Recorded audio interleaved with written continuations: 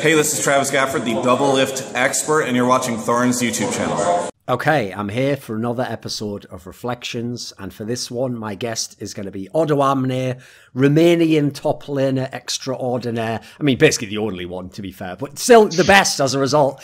And obviously, long-time EU LCS top laner now, veteran player, been to Worlds a few times, even been top 4 at Worlds. So basically, the best that anyone's ever accomplished at a real world championship, and better than everyone who was ever born in North America. Just going to throw that out at the beginning. Spicy little intro, you know, just getting Reddit riled up there, you know, so be careful. It's good, it's good. They're going to be hunting for you in this one, right? So Odoamne, there. Here's the thing. I actually only ever heard about you when you were in the Challenger series, when you were on the Cloud9 Europe team, which was Cloud9 Eclipse was their name. And I vaguely knew you at that point in time. And then obviously after this, H2k for a long time. But when I go back and I look on the old Wikipedias, it does show that you were playing in 2013 in Season 3. Right? Were you actually, how old were you at the time? Were you actually trying to compete? Were you just playing semi-pro? What was the situation like back then? I was like 17, 18 at the time. But yeah, prior to LCS and all of that, I wasn't really, you know, I was kind of like messing around in, you know, the challenger scene and all of that. I was still, you know, in high school and I wanted to go and do all my studies and all of that.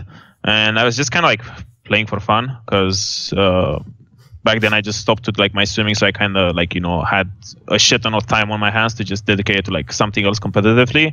So I was just kind of wasting my time with league, and somehow I just kind of got, you know, like in the top of the ladder and all of that. So I was just kind of just messing around in the tournaments and all of that. I really didn't really have the goal to, you know, just go pro. I just wanted to kind of fill my time with just something competitive. When you were coming up like that, were you one of those people who had like the natural confidence that you thought, yeah, I'm good, I could play with these LCS guys if I got a chance? At first I didn't really care, you know, but back in like Season 3 when I started getting pretty good at the game and I was just, you know, chilling in Cloud9 and playing all of those tournaments and starting to kind of scrim LCS teams, that's kind of like the time where I was like, these people aren't really like that good in comparison to me. I would expect, you know, them to just kind of stop me in the ground and me kind of being sad about it and all of that. But, you know, from all the solo queue and all the practice in Cloud9, I was like, I'm pretty good. And at one point in like Season 3, I really thought I was really good to play in LCS and all of that. But it was just really hard to get in there because it was pretty much everyone knew each other. So it was kind of like this inner circle of people that just knew each other. So it was really hard to get invited to like an LCS team and all of that. So I kind of had to go all the way and grind it through Challenger Series for a while. So when you got joined this team that became the Cloud9 Europe team, as I say, Cloud9 Eclipse, and this was actually when the Challenger Series, the Challenger Circuit had just begun basically by Riot. You know, they made a few tournaments, which for people who don't know would be online, but then like the final of them would take place online. In fact, they would be played at the ULCS studios after one of the ULCS days. You'd play the LAN finals, then you'd go back, and there was all these cups as well at a time. Now, your team was doing pretty well in them back then, but one thing that's kind of crazy is this. At the time, because obviously these players hadn't actually been up into the top levels of LCS, the only person who had a name on your team at the time was actually Voidal, because he'd played Gambit before, if you remember. He'd gone with them to Worlds, etc. So what's crazy is when I went back now and I looked at the lineup, that fucking Cloud9 Eclipse lineup's pretty good. It's like, there's you, there was Ku, who, if people remember, was that Norwegian jungler who was very highly touted at the time. Actually, a lot of people thought he was the star player. Febiven was the mid laner, Hyan and AD carry, and as I say, Voidal, who actually now seems like the smallest name, aside from Ku, I guess. But, you know, you look back now, there's some fucking talent in that team. Yeah. Well, the way we made the team was just, I think at the time, all 5 of us were top 10 on the ladder with, you know, multiple smurfs. So I think out of like 10 players, 7 or 8 accounts were us on the ladder. So it was pretty much just a bunch of, you know, rookie talent. We were all 16, 17, 18 at the time when we started making the team. So we were just, okay, let's just make a ranked team, because it was kind of our only way into LCS because no one was giving us chances and all of that. So yeah, for Challenger Series, our team was insanely stacked just because how good we were in solo queue. Pretty much we would go into games, I go back and I look at our games and how we were playing. We were legit super brainless. And the only reason we would win is just because we were so insane at, at laning and all of that. So we would just stomp teams in like 10, 15 minutes and just snowball games like that. And we wouldn't really like do anything, fancy and shit. We would just lane and just murder them in laning phase. But yeah, that's kind of like the story of why we're so good in Challenger Series, because we were just all insane in solo queue. Right, back at this point in time, I remember the main storyline of the Challenger Series was the NIP team, because obviously, like, as a team, they were supposed to be LCS quality, they had all these players that were in, like, Lemon Dogs and other team, talent that, like, was before that at the top of LCS, but because of that bizarre scenario where the team that later became Roccat, the Poles, KMT, Vander and those guys, eliminated them in that relegation match, they had to play in Challenger Series. And what's funny is, I remember I used to always catch so much flack from fans because they'd be like, why are you overhyping them? Because what would always happen is they would do really well online, and then the LANs, because if you remember famously, they would just cycle in the junglers because they could never find anyone because they kept using people at like 17 and then they could never use them at the LAN. They'd go to the LAN, you guys would always beat them there. And so what's funny is people used to tell me like, oh, you're overhyping them. But if I tell people now, remember the lineup of that team was Nuke Duck mid laner, still around now, still a good player. Mithy, support player. Now everyone acknowledges he's really good. Back then they were like trying to downplay, oh, maybe he's not that good. Freeze was the AD carry, who obviously always been an LCS quality player. And then Zoro Zero, who everyone still misses, was the top laner. So sure, they had problems at the jungle position, but that was a legit team, right? Yeah, I think that team was really insane. At least back in the day with Zoro still playing, he was by far the best top laner. Even, outside in LCS and outside of LCS, he was by far the best. And I don't know, like he would just make that team so insanely good. But they had problems with their junglers. Yeah, as you said, they were just kind of like cycle junglers. But we were kind of doing the same in Cloud9 because we stopped Cool because he was like too young, and then we got Santorin, and then we got Trashy, and then we just kept doing all of this shit. But yeah, back then, I think it was the thing with 0-0 not patching his tournament realm, and that's why they lost some games, and then that's how they ended up in Challenger Series. But yeah, I mean, it was a nice rivalry back then just because they were kind of these veterans that played in LCS, and they were just super cocky and arrogant and all of this, and they would just expect to be like every game to be free win for them. But yeah, every time we would just show up at LANs or like even online tournaments, they would just kind of be put in the ground. I think we met them like 6 or 7 times in the Challenger scene, and we only lost like once. But I don't know, playing against them back then, it was like super fun. Because actually, at this particular era was when, if everyone remembers, up in LCS was when we had a lot of turnover in teams. So, for example, that Alliance team had been made, and you had like the SK lineup that everyone thought was going to be bad with like N-rated, and Svenskeren turned out to be quite good, right? If you were a Challenger team back then, and you were obviously one of the top Challenger teams, did you get scrims against LCS teams if you wanted it? Could you scrim against anyone in the LCS? Was it just be specific teams or lesser teams? What was it like back then? It was kind of hard. Most of the time we would just scrim the Challenger teams. I think going into like promotion tournaments, we would kind of get some LCS teams to scrim just because it was like the upper stages of playoffs. It would be like the top 4 EU LCS teams, and they kind of had no one to scrim. So I guess that's why they were scrimming us. I think we scrimmed EG and Fnatic a couple of times, but it was kind of like a rare occurrence to get to scrim LCS team. We would mostly just scrim random Challenger teams and all of that.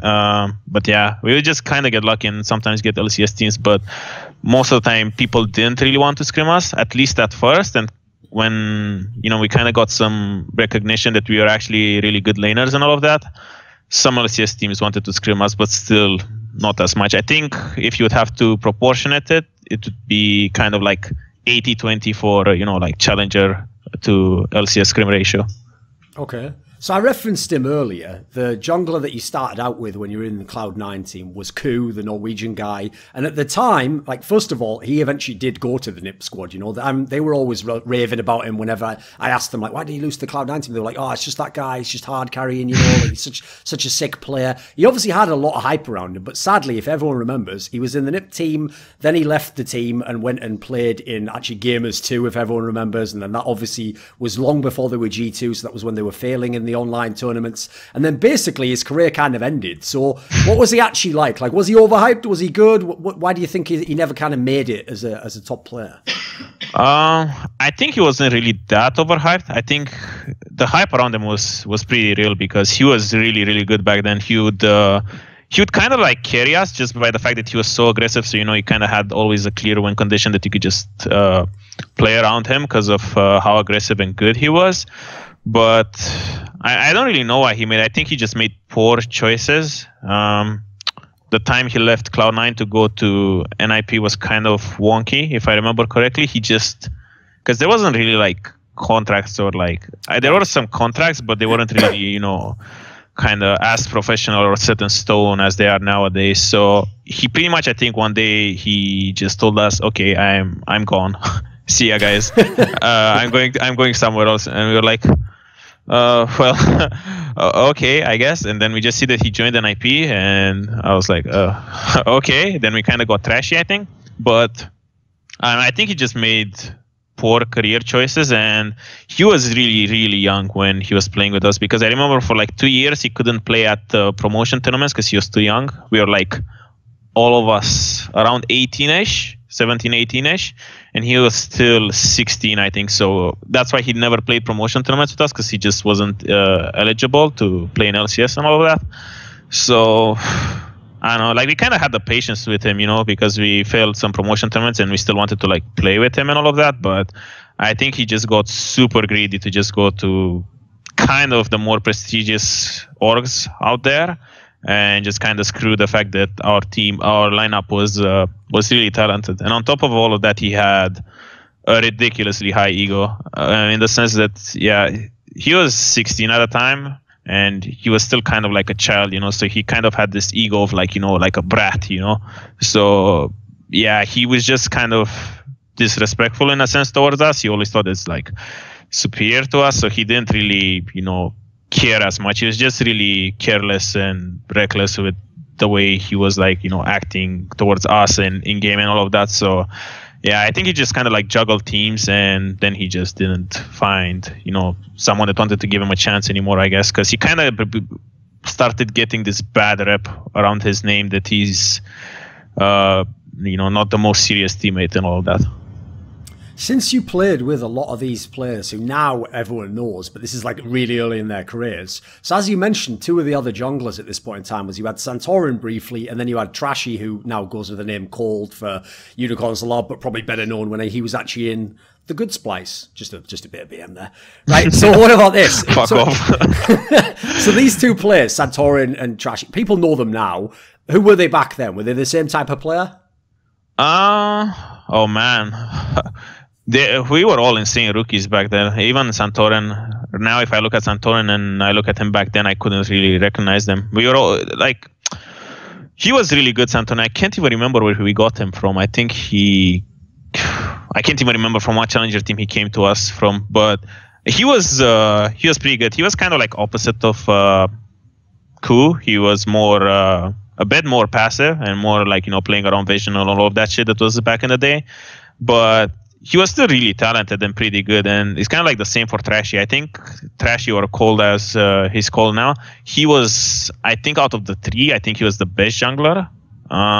Like when he came to us from Reason Gaming, we kind of clicked pretty fast, and we instantly started getting really good results. And back then, like, you know, everyone kind of had issues with, like, you know, nerves and choking, because we were just all kids just playing on big stages and stuff. And I remember both Kold and Santorin had kind of like issues, you know, playing on stage. But we all kind of sucked when we played the promotion tournaments and all of that. But I don't know, if you compare them now with how they were back then, it's kind of like you can't recognize them because they're just so much better right now, and their playstyle just changed so massively. But personality-wise, they're still like the same guys. They're like cool guys and all that.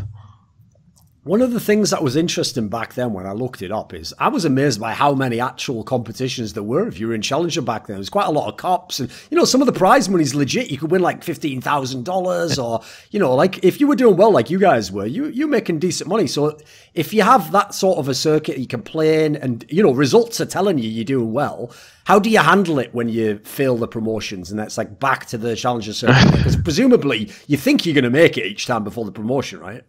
Yeah, I mean, the circles were really nice. The fact that there were so many tournaments was really fun for us, because back then we were still kind of like playing for fun, and we were kind of like getting this taste of like, you know, fame and prestige and, you know, like prize pools and, you know, big tournaments and all of this. So we kind of like, everyone loved traveling to these events and just competing, just especially because we were so good. And I think out of all the tournaments, we were winning like 80-90% of them. So it was really fun for us because we were just kind of like steamrolling. But yeah, whenever promotion tournament would happen, we would still be like, you know, really confident, just because we were steamrolling over everyone in Challenger Series. So we were like, these teams in LCS aren't really that great, so we could beat them. But back then, those teams in LCS kind of started having coaches and all of that, and we didn't really have anything. You know, we would just play our games, and then we would just go in the lobby and wait for the next game to start. So we really didn't have any infrastructure or whatever. So we just spam games and grind them 24/7. And yeah, like once we lose them, it was really depressing. You know, we were just kind of like blame each other. Oh, you entered this one more, and because of you we're not in LCS and blah blah blah. Because we were just like, you know, we were just kind of like spoiled brats because we were so young. But yeah, I mean, going back to Challenger wasn't really that bad, because, you know, we would just look at the other teams and we'd be like, okay, they fucked up as well. They didn't get into LCS either, so I guess we're back to just murdering them for another year in Challenger. So it was like, it wasn't really that depressing, because, I don't know, everyone wanted to get into LCS, you know, but it wasn't really like this time bomb above our head that, you know, if we don't make it now, we're gonna like quit or whatever. We were just kind of like, all of us enjoying the journey in a way.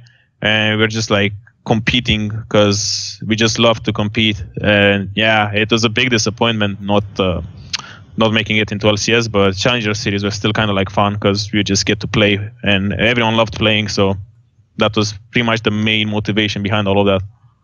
So there was a piece of trivia that some people might know, was that after what was the LCS summer split for Season 4, when you were still in Challenger, was when CLG was looking for a new top laner. No, it was before the summer split, that's right. It was after the spring split. It was when that Neon Tonso guy like retired, and they were looking for one. And obviously people know that it ended up being that guy Seraph, who Monty found in Korea, and probably one of his more questionable decisions, but whatever, he had his reasons for doing it. But what a lot of people know the first part of this story, which is that at the time, he wanted Zoro Zero, because he actually said, right, well, if Nip fails this promotion tournament, why don't we just get Zoro Zero and tell him, you know, don't just fucking stay in Challenger, come play for us. And basically, his logic was, right, since Nip was playing against the Millennium team, who had Kevin, his logic was like, right, well, whoever loses this match, let's just get the other one. Who doesn't make it, you know, we'll get Kevin if he fails, we'll get him if he doesn't. But at the same time, while they were waiting for this to happen, they also tried you out, where at the time Dexter was the jungler and he came back to Europe and he was playing with you some. And I remember like I'd done an interview with you around this time, and Monty was asking me like, oh, what did you think of him? Like, is he any good, etc. And at the time, you know, you were still like, your name was just getting out there still. Was it actually a serious thing? Do you think you were ever close to being on CLG, moving to NA? Would it have, like, if you'd have gotten the offer, would you have taken it?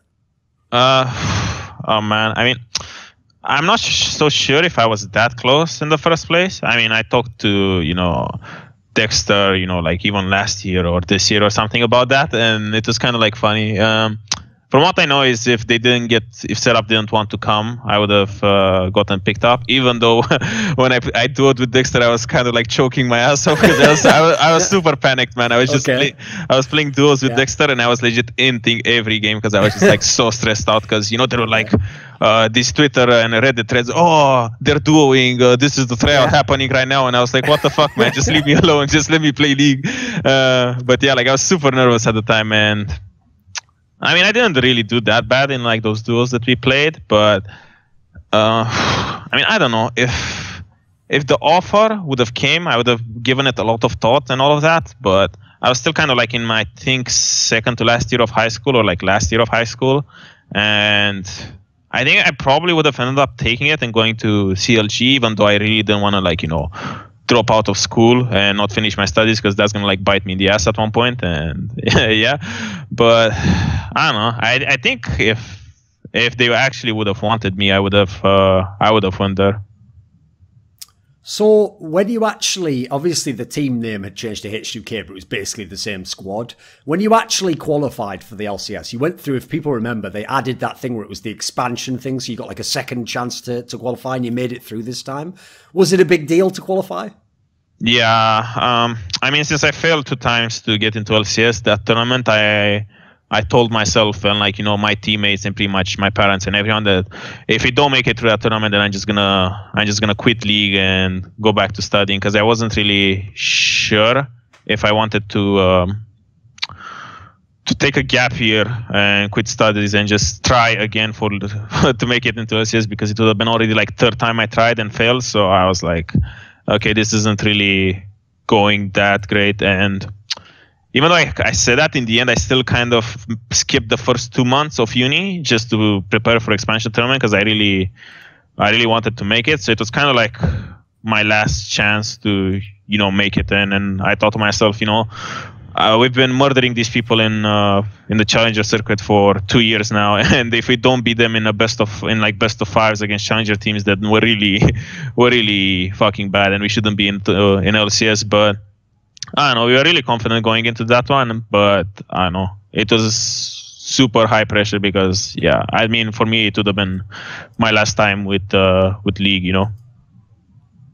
Okay, so when you got into the LCS as H2k, one of the things is you had an immediate roster change in a couple of positions. And so what the key one obviously was, one of the guys by the time you qualified who had gotten a name was Febiven. And obviously, yeah. I mean, at the time, his name was that everyone said he choked and that he was just good online or whatever, you know. And he obviously got the offer to go to Fnatic because they rebuilt that squad, you know, and they'd had to start from nothing because all the other players had left to Origin. And so when you qualified and he left, like, presumably you didn't immediately know you were going to get Ryu, because I remember that was the time when Ryu was like floating around the European scene. You know, he played like tournament with Roccat, that like IEM, and then he played like some tournament with Millennium and fucked that up or whatever. Like, it's like at the time a lot of people thought he was bad. I mean, people forget this now. A lot of people were like talking shit on him, like, oh, I don't get him, he's just a Korean, you know, he's not good anymore, right? When you heard Febiven was leaving and going to Fnatic, was it kind of a blow? Did he think like, fuck, I've just got to the LCS, now he's gone? I mean, like a lot of most people don't know it, but you know, I think a month before the expansion tournament, everyone knew that Febiven was going to leave to Fnatic. Right. Okay. So it was already in the back of your mind. Yeah, it was like he told everyone that he's going to go to Fnatic, but he really, like, we played with him for like, you know, 2 years, and we had our good moments and like our dramas and shit from back in Challenger, but he really wanted to, you know, qualify, especially because I'm not even sure if it was for us, you know, because we were all like good friends back then, but I think it was mostly because everyone called him a choker and he doesn't deserve to be on Fnatic and blah blah blah, all of this bullshit. So I think he just kind of wanted to prove the haters wrong and all of that. But yeah, for like a whole month before that, we were like, we're not gonna have a mid laner even if you qualify. So yeah, I mean, it didn't really impact that series that much. We still, everyone try harder and, you know, we got in. But at the same time, I think as the expansion was going, it was the IM with Ryu playing on Roccat, and he was already inting a bit on Millennium for those past couple of months back in Challenger. So yeah, he wasn't really doing that great. But on at time, he had a pretty okay-ish tournament.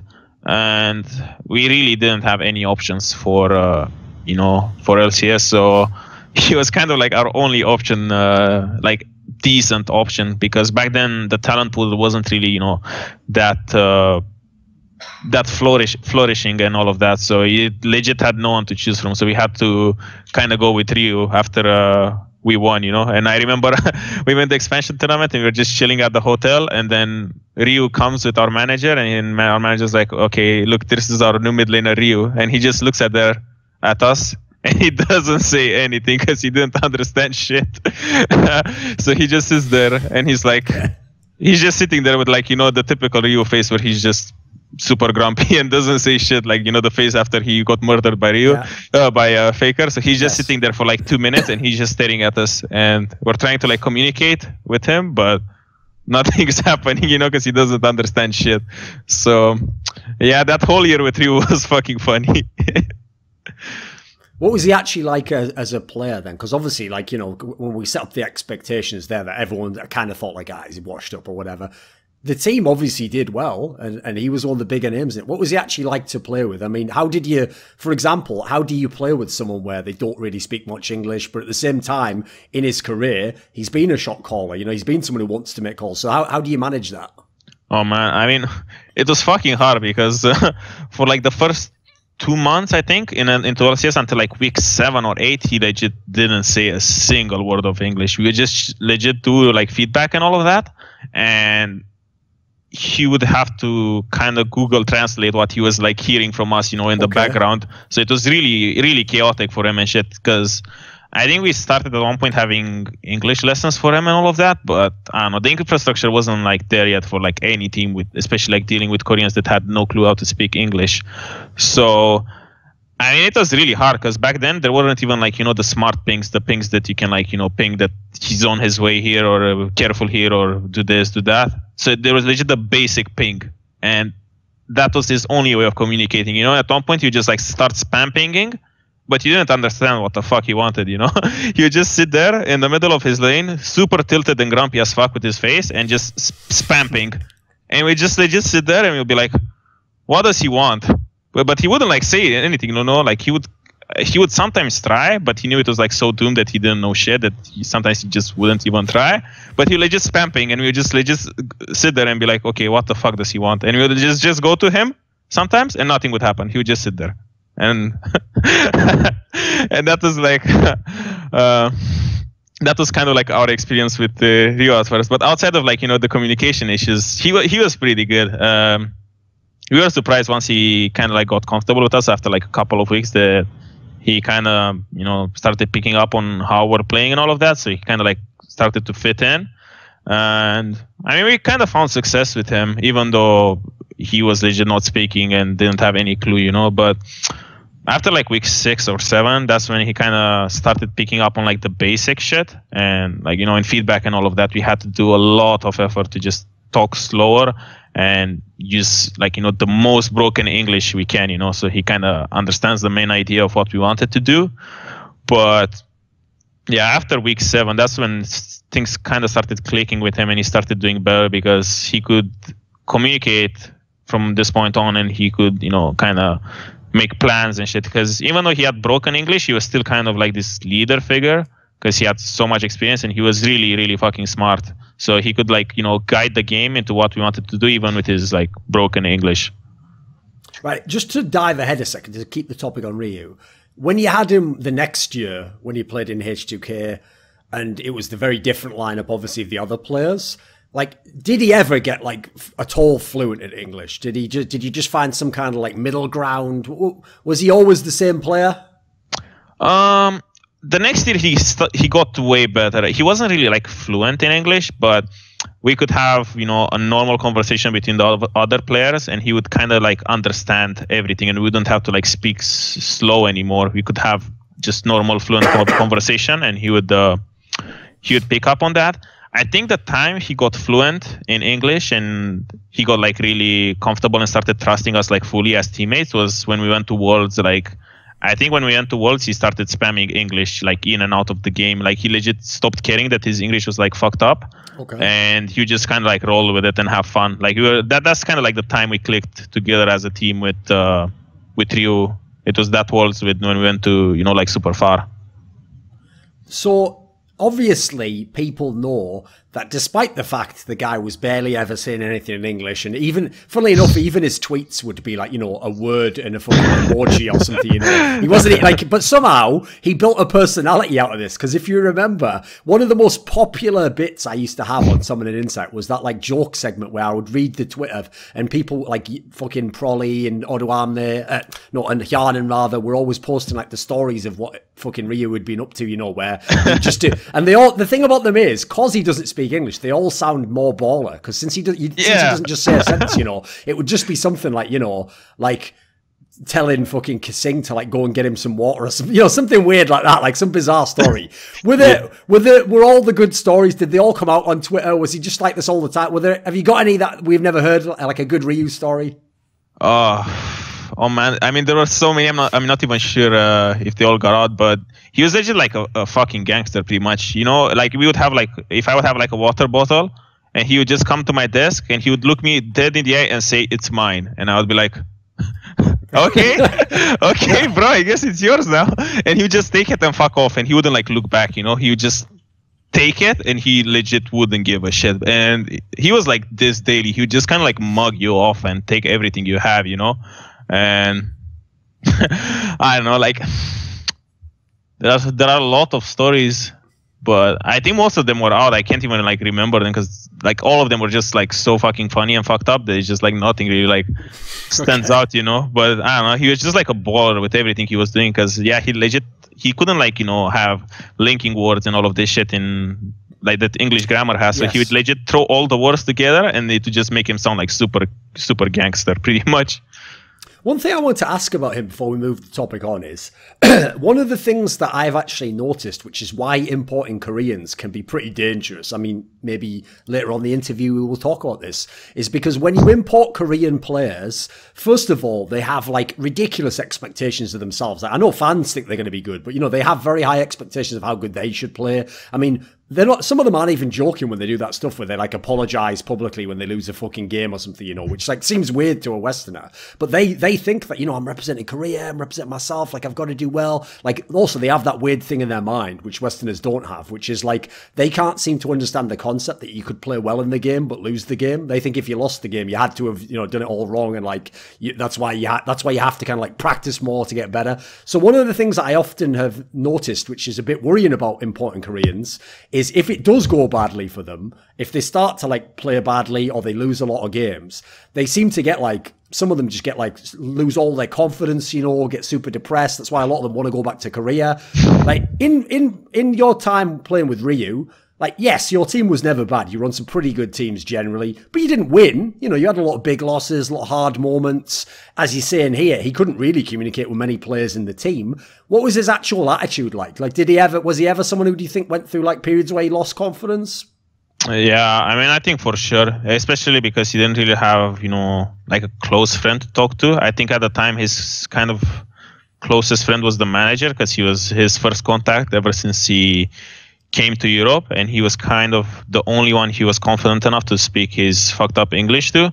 And yeah, I mean, at points he was getting, homesick, depressed, and all of this just because we weren't really, we weren't really doing that well. Like, for example, if he had like key games that we were losing, he would get really sad. And I think the most hurtful thing for him was the fact that he couldn't like talk to us and like tell us that he feels bad and all of this shit. So he kind of had to like sit on it and just get depressed because he had no way of like properly communicating with us. So it's kind of like a sad story in a way because I don't know, he was really serious. He was grinding, I think, I'm not sure if the most out of everyone, because at that point everyone was grinding his life away, but he was really tryharding and playing a lot of solo because he didn't really have anything else to do because he didn't really speak the language properly. And he couldn't have like, a friendly relationship with all the other guys or like, hang out and all of this and just chill.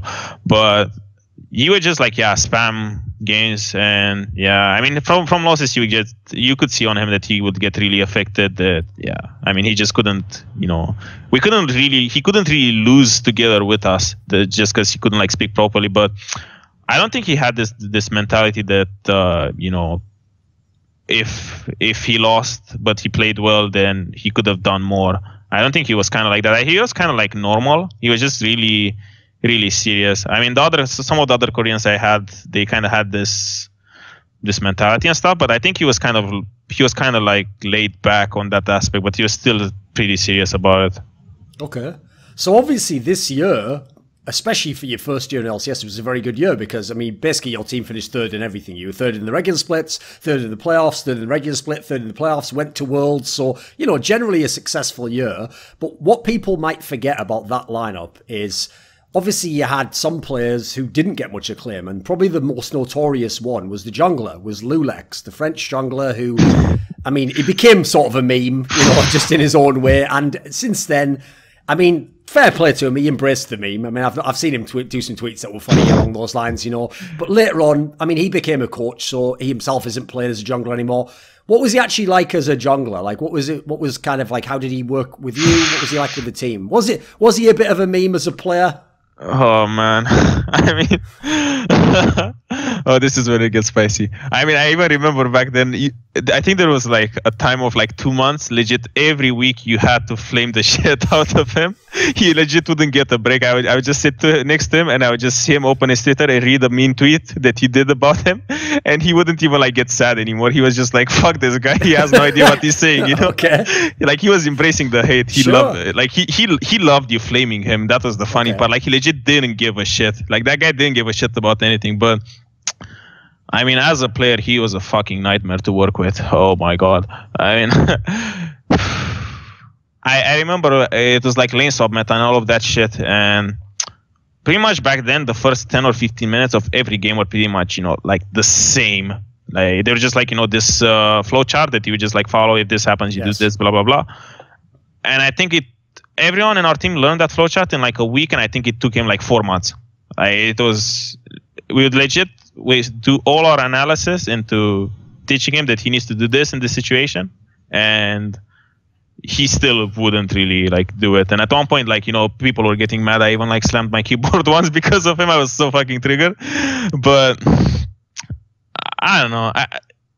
I think he was like okay. Like we managed to end up third, given the fact that we were like still a rookie team. So like I think we were pretty good, even though he had a shit ton of flaws that, you know, kind of like stopped us from going forward. But at the time, he was kind of like the best option we had, you know. So we don't really get to be picky about who we got and how his performance was. But looking back at it, he could have been way better, but he just was really, really stubborn. I think he was really talented, but he was really stubborn and didn't really, you know, he wasn't really like taking it seriously. Like when we were boot camping in Korea for Worlds, he was really laid back and he was just, you know, chilling on YouTube, wasn't really grinding solo queue and all of that.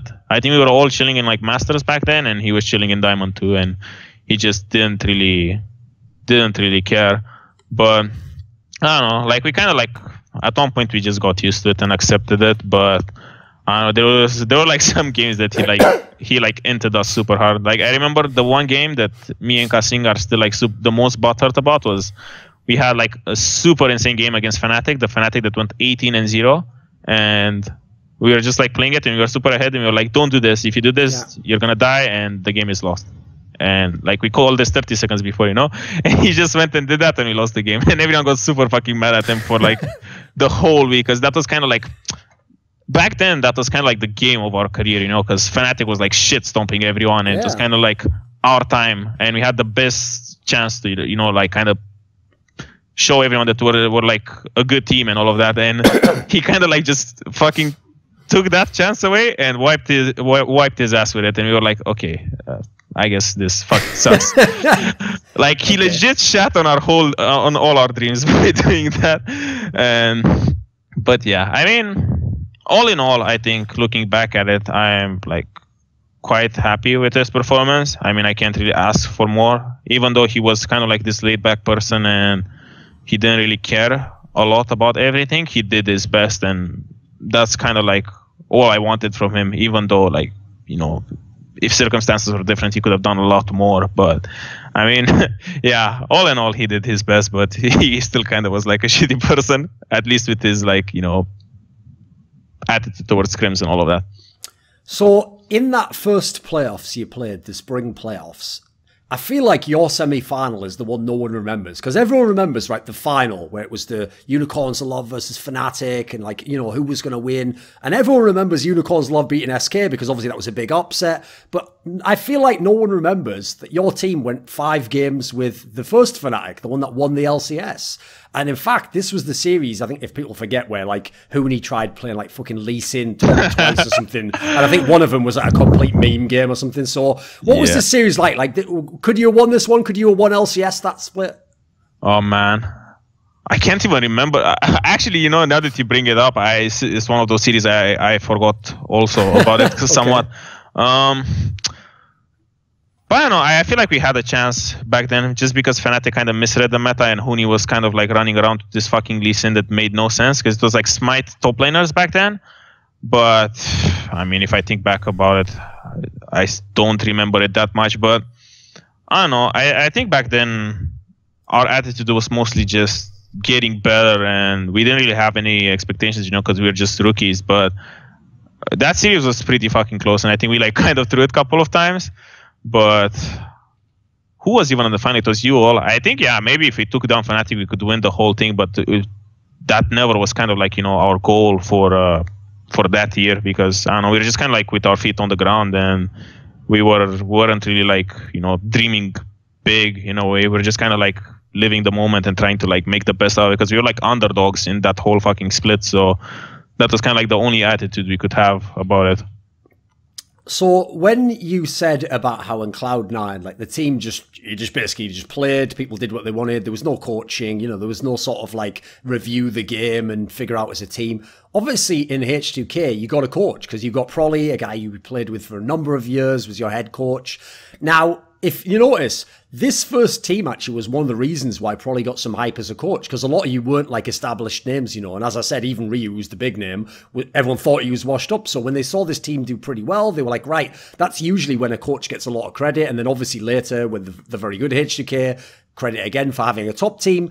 What was Prolly like to work with as a coach? I mean, you were describing there, for example, where you like outlined, you know, how the Will Slot meta was played and this sort of thing. What type of coach is Prolly? I think if I would have to like describe him in as little words as I can, I think he's the type of coach that he can take a bunch of like no-namers and just make them, you know, like top contenders. I'm not so sure if he can make them like, you know, a championship winning team, but I think he can take any 5 random guys and just make from that like, you know, a playoffs team pretty much. And that's what happened with us because we were all a bunch of no names. We were just kind of like talented laners and all of that. But I think all the awards he got for like coach of the split and all of that were really deserved because the amount of work that guy was putting into League of Legends was like out of this world. He was legit. Credit to him just because he was like an ex-pro.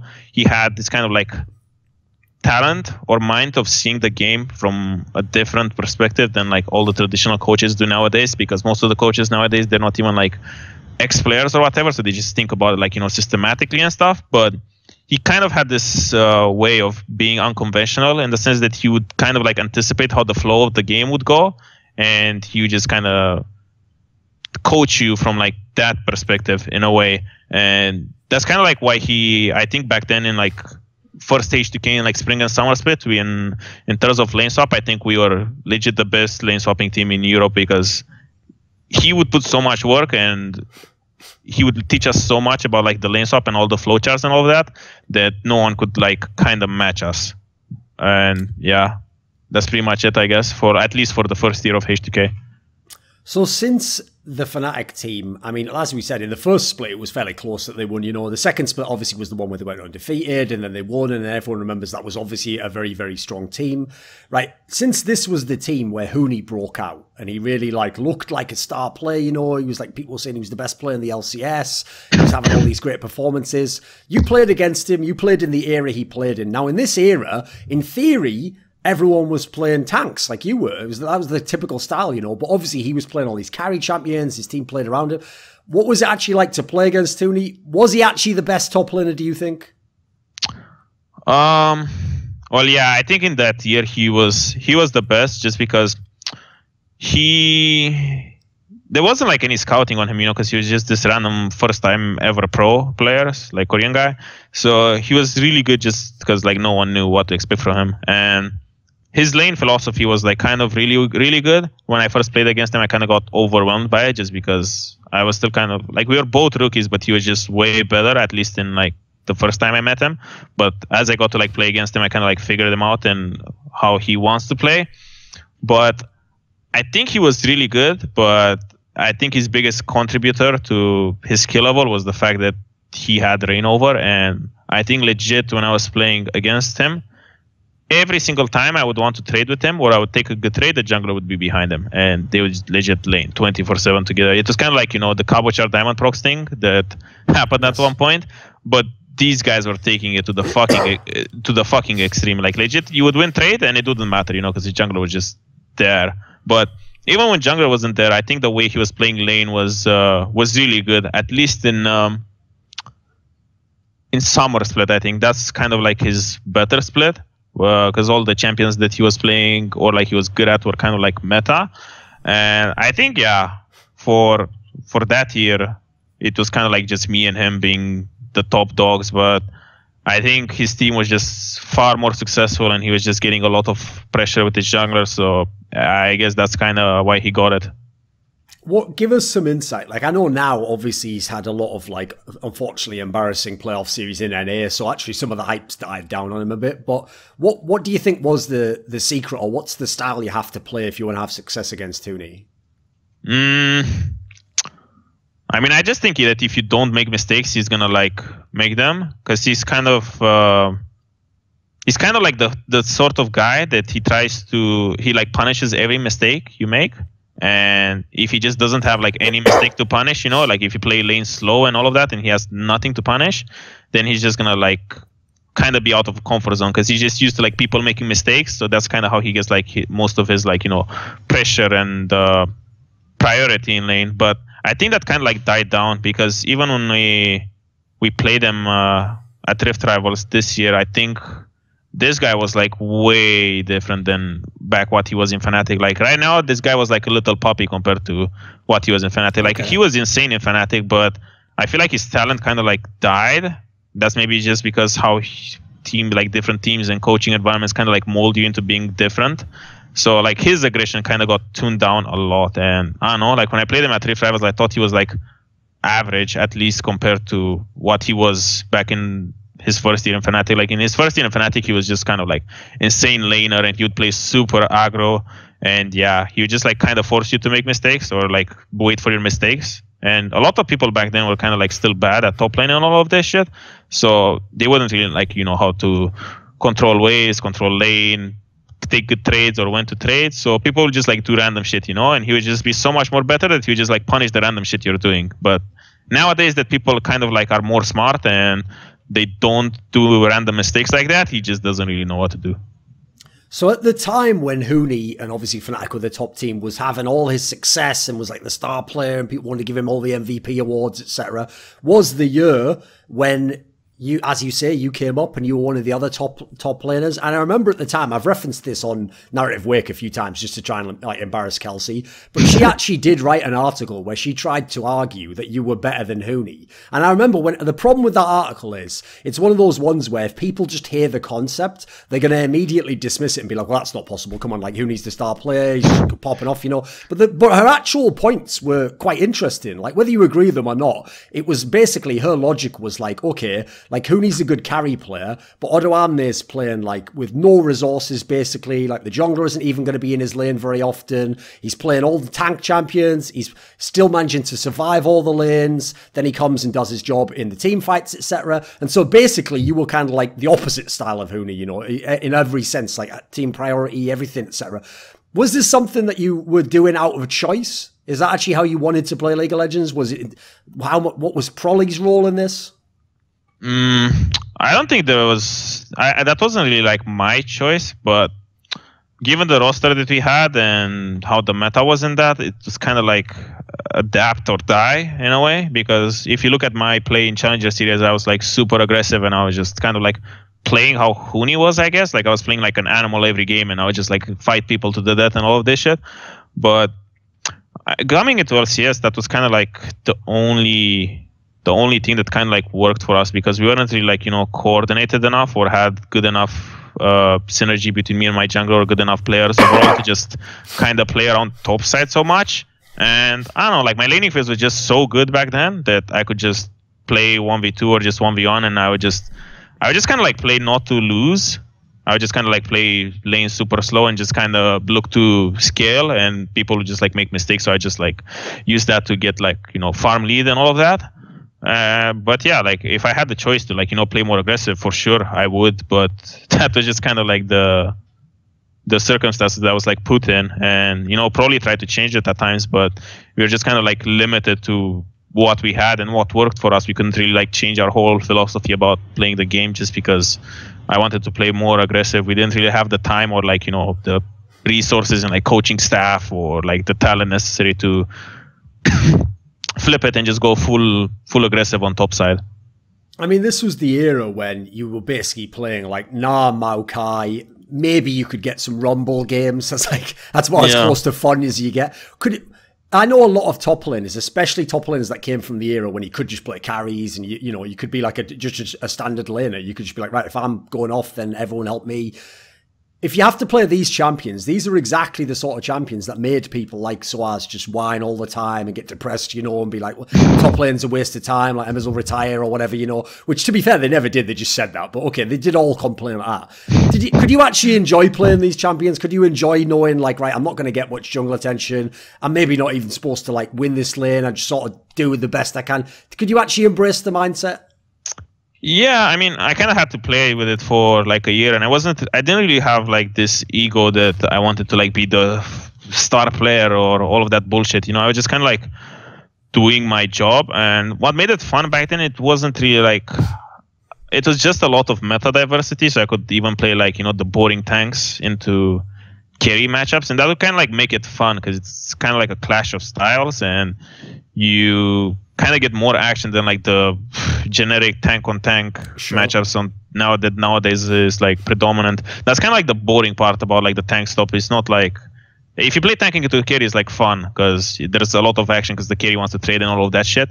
But I don't know, back then I kind of like embraced the mentality just because I didn't really, you know, care as much, because I don't know, I felt like it was good for me and I was getting a lot of good results on it, and I was like good enough to play all of those matchups. And yeah, I mean, I was just playing to kind of like not lose, and I would just soak up a lot of pressure, and that's kind of like where the low econ thing kind of came from, because I was just chilling in my lane, enjoying my time with like all my random picks or tanks or even like carries. I would just play by myself, and I would still kind of like get out of laning phase even or ahead most of the time. So when you went to Worlds, which obviously, I mean, even before people do well, just going to Worlds is an accomplishment in itself. You know, it's something people want to experience. Obviously, it's your first year in the LCS, so that's like the ideal scenario to get a chance to go there. Was it depressing when you saw the group and you had like SK Telecom, who everyone thought was going to win the tournament, and then EDG, who was in theory, you know, one of the best Chinese? Was this like a kind of a depressing group to get? Like, you know, in all reality, it wasn't really depressing because we were still kind of like on our mindset that we were just, you know, going in for like the ride and for like experience and all of that. We didn't really have this, because, you know, like going back a bit, like I remember we just finished third again, and I was just watching the OG versus Fnatic finals, and like Fnatic won, and everyone was like, okay, you guys are going to Worlds, and I was like, wait, like that was random as fuck that we just go to Worlds based on like points. It was like the first time they made points, and I was like, yes, okay, I guess we're going to Worlds, even though I felt like we weren't really like that great. It was just like Origin and Fnatic were like really good back then, and we were kind of like third wheeling a bit because we were just kind of like bad. But going to Worlds was like, we didn't really have this, we didn't really put the pressure on ourselves that we want to like make it out of groups like we did in, you know, the other H2k. We're just kind of like going there to just get the experience and play on like the big stage. Like obviously we wanted to perform, but we didn't really have this do or die mentality. We're just doing we're kind of like still doing our underdog mentality, that we're just like kind of going to play. And I think the main focus for us back then was like the fact that we got SKT in our group. We didn't really care. Actually, SKT and EDG. Now that I think about it, that was like the storyline that Ryu. It's like Ryu against Pawn. That like Pawn was like the guy that benched him or something. I think in KT, I'm not so sure what was the relationship between the two.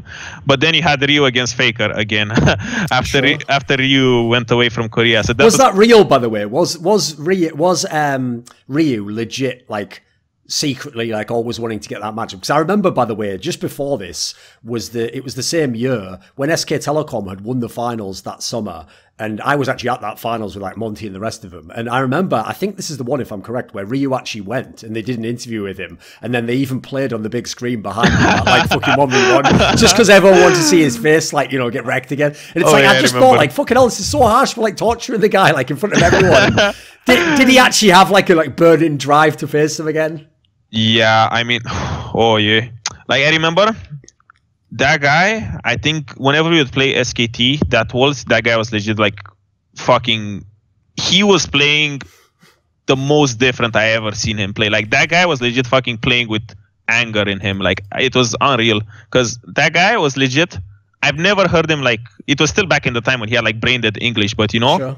Like even with the like super bad English, he would try so hard to speak, and he would only go for like 1v1 or like to kill Faker. That was his only goal. That world championship was just to fuck Faker up. And legit, our whole game plan, we were playing them, he would just call people 24/7 to his lane and be like, come here, come here, come here. And we would go there and nothing would happen. And we would be like, now what? And he's like, I don't know. And then we would go back. But I don't know, like legit for him, I think that world was all about kind of like redemption and killing Faker, and he kind of like got him, I think once or twice with like some gank assists for sure. But I don't know, that was like his main driving force. Like he was playing different than like, you know, everything we practiced. Like he was just like a different person. He was just fucking mad. What about for you then? So when you went to this world, one thing I've found that is always interesting, sometimes more interesting than the tournament, is when people go to Korea for like the first time and they get to properly experience like a boot camp and play against all the teams that aren't in your group, etc. You know, what depends. If you go early enough nowadays, you can play the teams before the groups are drawn, you know, but you play against all the teams, you get your level good. It's like, it feels like people actually get a chance to know how good they are. Like whether or not they manage to show it in the tournament. Some people go and, you know, they have a decent placing, but actually they're like, nah, it was going terribly in scrims, you know, we're getting wrecked. Sometimes it's the other story, like some of the TSM squads always fucking claim they're wrecking all the scrims. What was it actually like for H2k? Like when you went there, did you get to scrim against like the best Chinese, the best Koreans? Did you actually get a chance to test yourselves? I think we got some games against, I think they were called Ku Tigers back then, like the Rocks and all of that. Yeah. We kind of got murdered a bit. I think our win rate was like 20% or something like that. But outside of that, I think we were scrimming some Taiwanese teams like HQ, Flash Wolves, and some Chinese teams. I remember there was like this funny story where Ryu was like fucking mad at Flame because Flame was like really fucking stupid because he was playing on some Chinese team. And, LGD. Yeah. And that guy, whenever we like, Ryu would try to like kind of find scrims for us, and he would ask Flame for like scrim at this time, and that guy would be like, okay, but they would just be 1 hour late because of time zone difference, and Flame was just like too stupid to figure that out. So Ryu would always like Flame and be like, this guy's a fucking monkey. He like this guy's really stupid. But yeah, like we would just scream some Chinese teams, some Korean teams. I mean, people were kind of like excited to play other regions because I think we were on like really good to kind of have the prestige to get like, you know, top scrimmers. But I think just Korean teams and like other teams were just kind of like curious to kind of just test the waters against everyone at the tournament. And I don't know, like for me, mostly that was just about improvement. Like most of my scrims that I was going into was just to focus on, you know, like my laning phase, testing myself against like others, because there was like a bit of hype around me going into like Worlds or like that whole year that I was kind of like good or like second to Huni or whatever the narrative was. And I was kind of like, yeah, going into that World just to kind of like test that. And that's kind of like what most of the scrim focus was for me. Did you actually like think after, you know, again, because it's not, even if someone has confidence, like, oh, I'd do so well if I played against whatever level, LCS, Worlds or whatever, until you get there, you can't really know. So did this actually Did you think to yourself, like, I could be the best Western top laner, I could be as good as any of the Korean top, you know, where did you think of yourself at the time as a player? I wasn't like putting myself number one. I mean, I think I was putting myself as maybe the best outside of like Huni, because everyone was just kind of like on the Huni hype train, so it was like no way to like kind of derail the hype train. But outside of it, I thought myself like my skill level was pretty good, and scrims were going pretty well. Like I was scrimming against most of the Korean tops and Chinese tops, and I was having like a pretty good scrim record against them. So I kind of had this like mentality that I want to like shut some people up, just because I was kind of like being thrown under the bus with like, oh, he's playing tanks, he's not as good as Huni and all of that shit. So I kind of had this like budding desire in me to just kind of perform well at Worlds. And I mean, even though we lost super hard at Worlds, I still think I had like decent games against like, you know, who I had to face.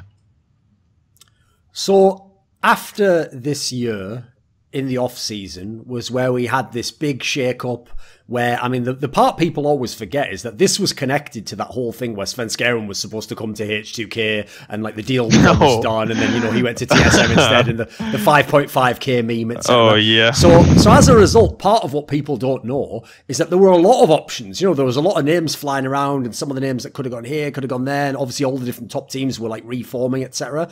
What did you actually, from your side, did you ever hear like, oh yeah, we've got Svenskeren, like he's joining the team? Was it a done deal, did you think? I'm not so sure if I'm allowed to say as much as I can about it, but I'm just gonna go ahead with it. I mean, from what I know, it's kind of like, I think it even like went public with like I think Reginald then Rich had like a cockfight on the Reddit with like chat logs and all of that shit. So I think most of it is kind of like public.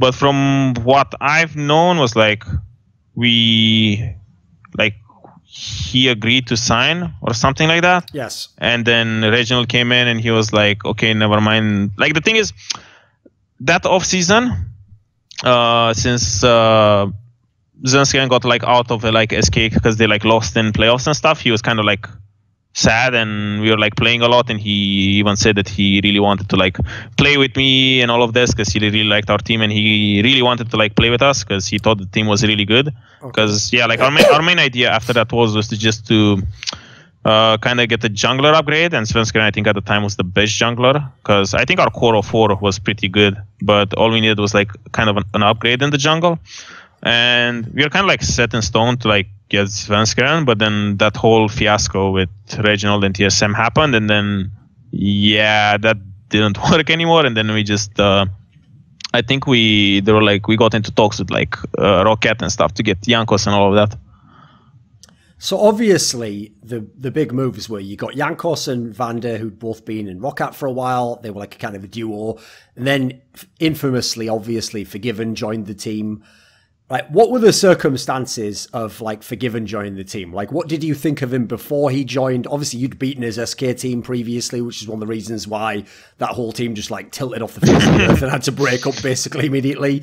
What did you actually like? Were you someone who wanted him to join the team? Did you believe the rep about him being a bad teammate? What were your thoughts like when he was joining the squad? Were you up for it? I mean, I was really up for it just because at the time, you know, everyone was kind of like giving him a bad rep, but I didn't really think much of it because people kind of like blow it out of proportions, and his skill level was just so high that I think it kind of made it worth to like, you know, take that gamble or risk, or how do you want to call it, just because that lineup on paper was like, you know, super insane. And yeah, I mean, even if he was like as toxic as people made him to be, I still kind of like wanted to take the chance just because, I don't know, I just felt like it's worth it. And you know, how bad can it be? That's kind of like my mindset going into it. The famous last words every team says before he joins, I think. Yeah, how bad can it be? Oh man. So okay, here's the question then. How bad can it be? I mean, oh man. It's kind of like double-edged because it can be really bad, but it can be like fine. I mean, most of the time it was like bad, but like to give him credit, he was really, really bad, but not in the way that people would like expect him to be. like whenever he would like flame people for like, you know, hours, or like have his like rage fests and all of this, he always had like a good reason, you know. It's not like he would just make up an argument in his head and he would just be like, okay, you guys are retarded, blah blah blah blah, and he would just like start flaming at us for like hours, and you couldn't like get him out of his like blood rage and all of this. He always had like a good reason to, but I feel like his biggest issue was the fact that he kind of had like no filter, in the sense that he didn't really know how to argue like constructively. He would just get like overly emotional, and he didn't really, he sometimes would like suck things up, but he wouldn't really like suck it up and just kind of like let go of it. He would just like be like, oh, it's fine, this doesn't really like annoy me too much, and he would just like suck it up for like, you know, 2 weeks, and all of a sudden, just like that, everything explodes and the whole house goes to shit for like a week. And that's kind of like how it went. But I don't know, I feel like in a way everything he did, like all his like moments where he like flamed us and bashed us, was like justified. I don't think he was like this out of place, but the thing is, he just couldn't control his emotions properly to kind of keep it to like a civil level, or like a low level where it's like constructive and we still kind of like keep our respect for each other. He kind of just like blew it out of proportions, but I feel like he was always right, but he just couldn't like, you know, explain it properly, like what he wanted from us, or what he wanted, how to get his point across. He was just too emotional for that. When you were in this team, though, like you say, even the lineup on paper looked awesome, especially because the point I always make that people seem to miss is there have been plenty of teams have tried to make like a super team. I mean, look at some of the TSM squads that they've made now. You know, on paper, they all looked really good players. But then if you start to think about, right, yeah, individually those are good players, but how would they work together? That's why the H2k lineup looked good to me, because I was even like, right, these roles even seem to make sense. You know, the type of jungler, the type of top laner, the bot lane you've got, you know, these seem like they should fit together. And obviously, the bizarre thing about this particular lineup is in the spring, considering the team finished 4th, you were about as good as any 4th place EU LCS team probably could ever be, because you actually had times where you looked like you were going to be the best team, or you were right there, number 2, or people thought you were going to go to the finals, or maybe you could win the LCS. But it's like in all the big moments is when it broke down. You know, I remember famously it all started with, there was that game against Fnatic to see who went to the IEM, and then you lost that one. And then later on there was the game against G2 to see who goes top, so you lost that one. Then you get to the playoffs, obviously, you lose to Origin, really close. You lose to Fnatic. You know, it's like, you never got wrecked. The team was never bad. So when you say like these big arguments that happen, etc., you're winning a lot of the games though, right? So why would there be problems in the team? Because say, you know, just to kind of put it in perspective, you know, we lost this year with Splice, we lost to 0-13 H2k or something. If that would happen with like H2k with Forgiven, then that team would just kind of like cease to exist for 2 weeks, just because people would get that mad. I think we had a lot of egos, like all of us were like kind of like strong personalities, and we like get along at times, but I think, I don't know, there was just kind of like too much ego and too much personality to handle in that team, just because no one wanted to like kind of back down and give from himself. Like Jankos was a really strong personality, and he didn't really like Forgiven in the way that we were like arguing and discussing and getting points across, and there was like kind of like beef between them and all of that, like everyone knows that. But I don't know, the thing is that there's just like kind of like drama happening there from everything. You know, we would play ranked flex before, because that was like a thing where you just kind of queue up as H2k, and we just like kind of like fuck around, and you know, Forgiven wanted to take it more seriously than the others, while us, we were considering it as warm-up, and then arguments would start, and we just like kind of get mad over like, you know, random shit. I think the most we would like kind of get together as that team without like having a big argument would be like, I think 2 weeks or 3 weeks tops, and then we'd kind of have like a big ass argument about like some random shit that's like kind of not that relevant. And yeah, I mean, the thing is, I feel like that's kind of the thing that held us back, just because whenever those episodes would happen, they would happen at like, you know, important times. And yeah, I think most of our like playoff series in that year, we would kind of like lose them just because, I mean, people would just kind of like get emotional. They wouldn't be able to like grind 5 games. I remember at one point we were like playing third, fourth place against Fnatic, and we were like down 0-2.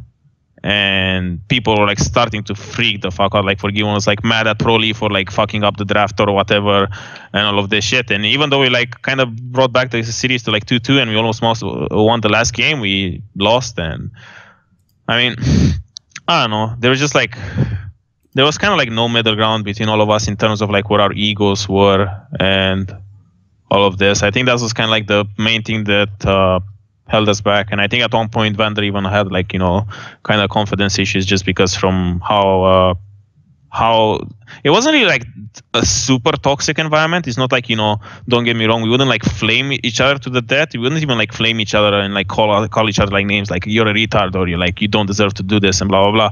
But it'd just be like super stressful, because we would just like sit there with like Forgiven with like his scenario that, you know, he can't really like express what he's feeling like properly and get it across in like a constructive way, in like a chill way or like a calm way.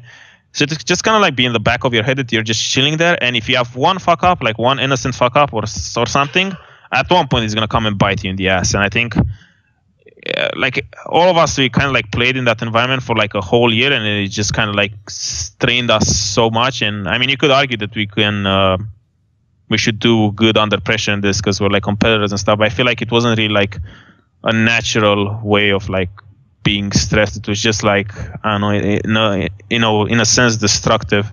And I don't mean to like put it on like, you know, Forgiven for being like a shit teammate or whatever, because I think, you know, he tried a lot just because he had this bad rep. And I feel like with us, he tried a lot and we tried a lot with him to like, you know, make it work. And I know that he gave it his all, but it's still kind of like, I don't know, the whole situation with, you know, the team and all of that was just super, super destructive. Like we were just like under insane amounts of pressure, like every time of the day. We wouldn't like get a break from anything.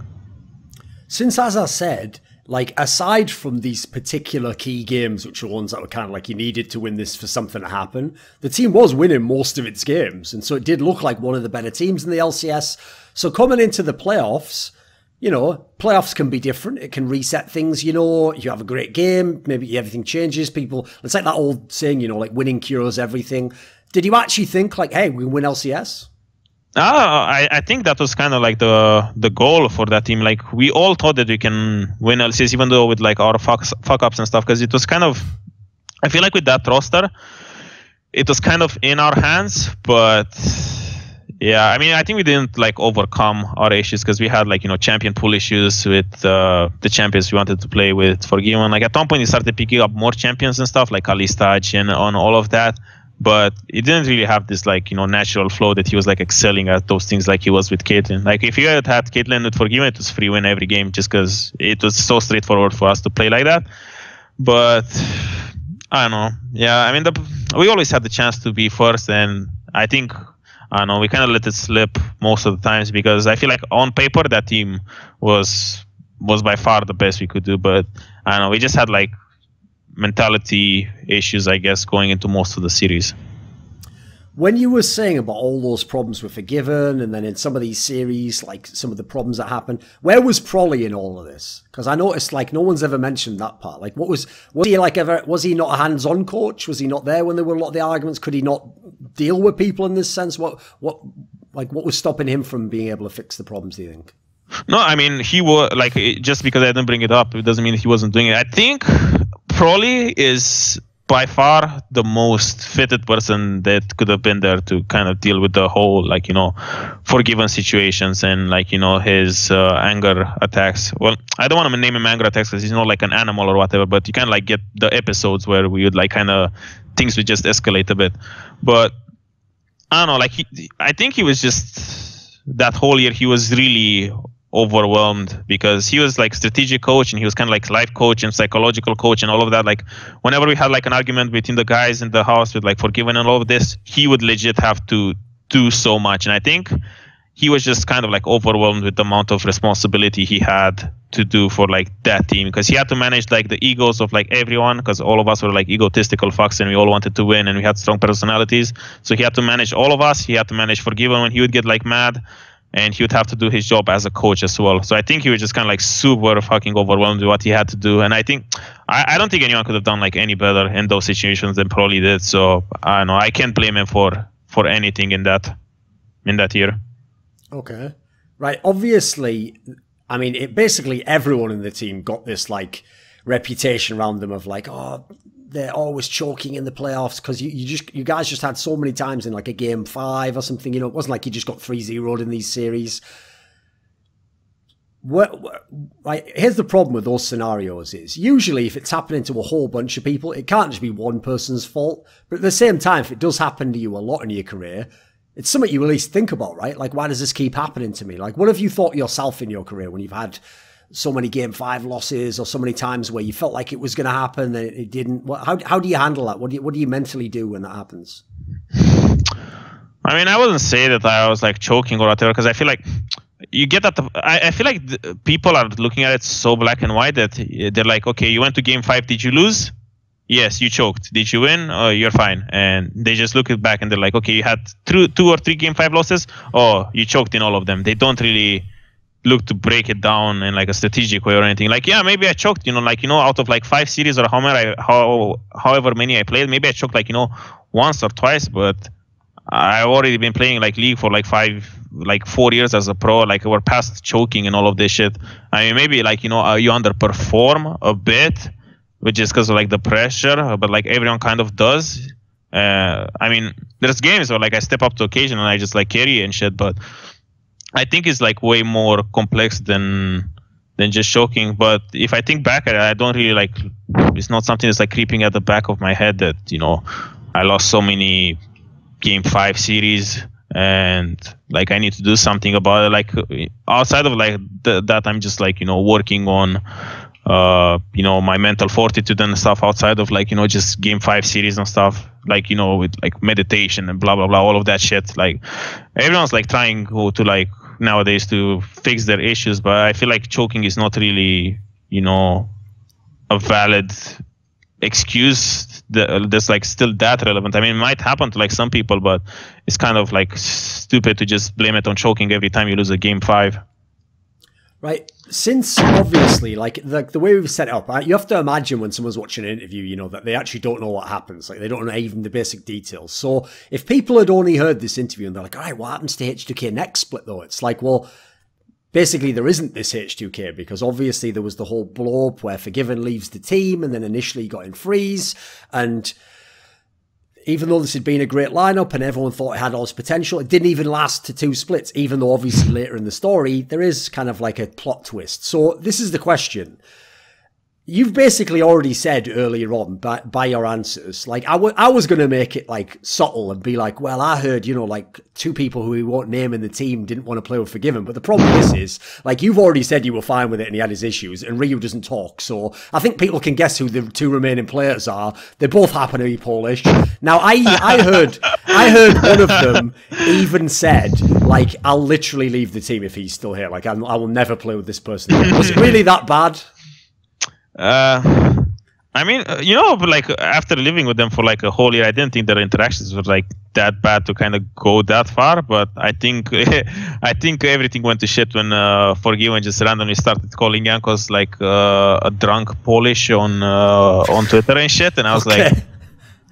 But the fucked up part was like, you know, like I've been living with them for like a year, and I think in that whole year, I think Jankos drank like fucking vodka just because like he's Polish and shit, and or like from like me, Jankos and Vandra are from like fucking Slavic countries and all of this shit. Like he drank, I think, like 3 times, and that was like after we fucking went 2-0 in a week, and we were just like chilling in the house with like everyone as a team was like 4 or 5 people. Like Febiven wouldn't drink, you wouldn't want to drink, you know, but you just like chill there and just drink and just chill on the couch and have fun and just laugh and just fucking just hang out, you know, like as guys. But it's not like we would just fucking drink and just get like super fucking drunk or whatever. We just like fucking have 2 or 3 shots and just chill there and just have a good night and whatever. But and then I wake up and I see Febiven calling Jankos a drunk, and I'm like, but this doesn't even fucking make sense. There's no, you know, like if Jankos would just like fucking drink and get like super drunk and just fucking smash it around the house and be like a complete retard, then yeah, you could call him a drunk. But he like.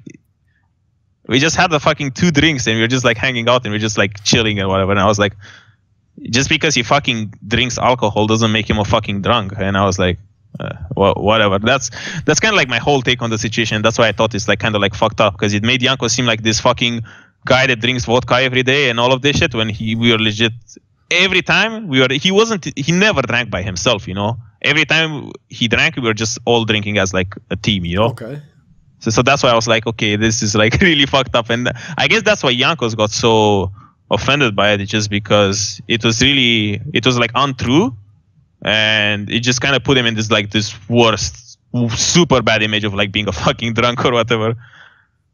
So, okay, I've got a question to kind of like for now wrap up the Febiven topic. So, one of the things that I don't think anyone's ever talked about this. So one thing that I find very weird about him as a person, I've known a few people like this in esports. Like, funnily enough, I actually have to say, I think his problem is that he played a fucking team game, and team games are about being a good teammate and working with people. And, you know, you can't always be the one who carries the game, because, like, it's not football. You're not just the striker. You're not the one who just scores all the time. You know, it just doesn't work like that in esports team games usually.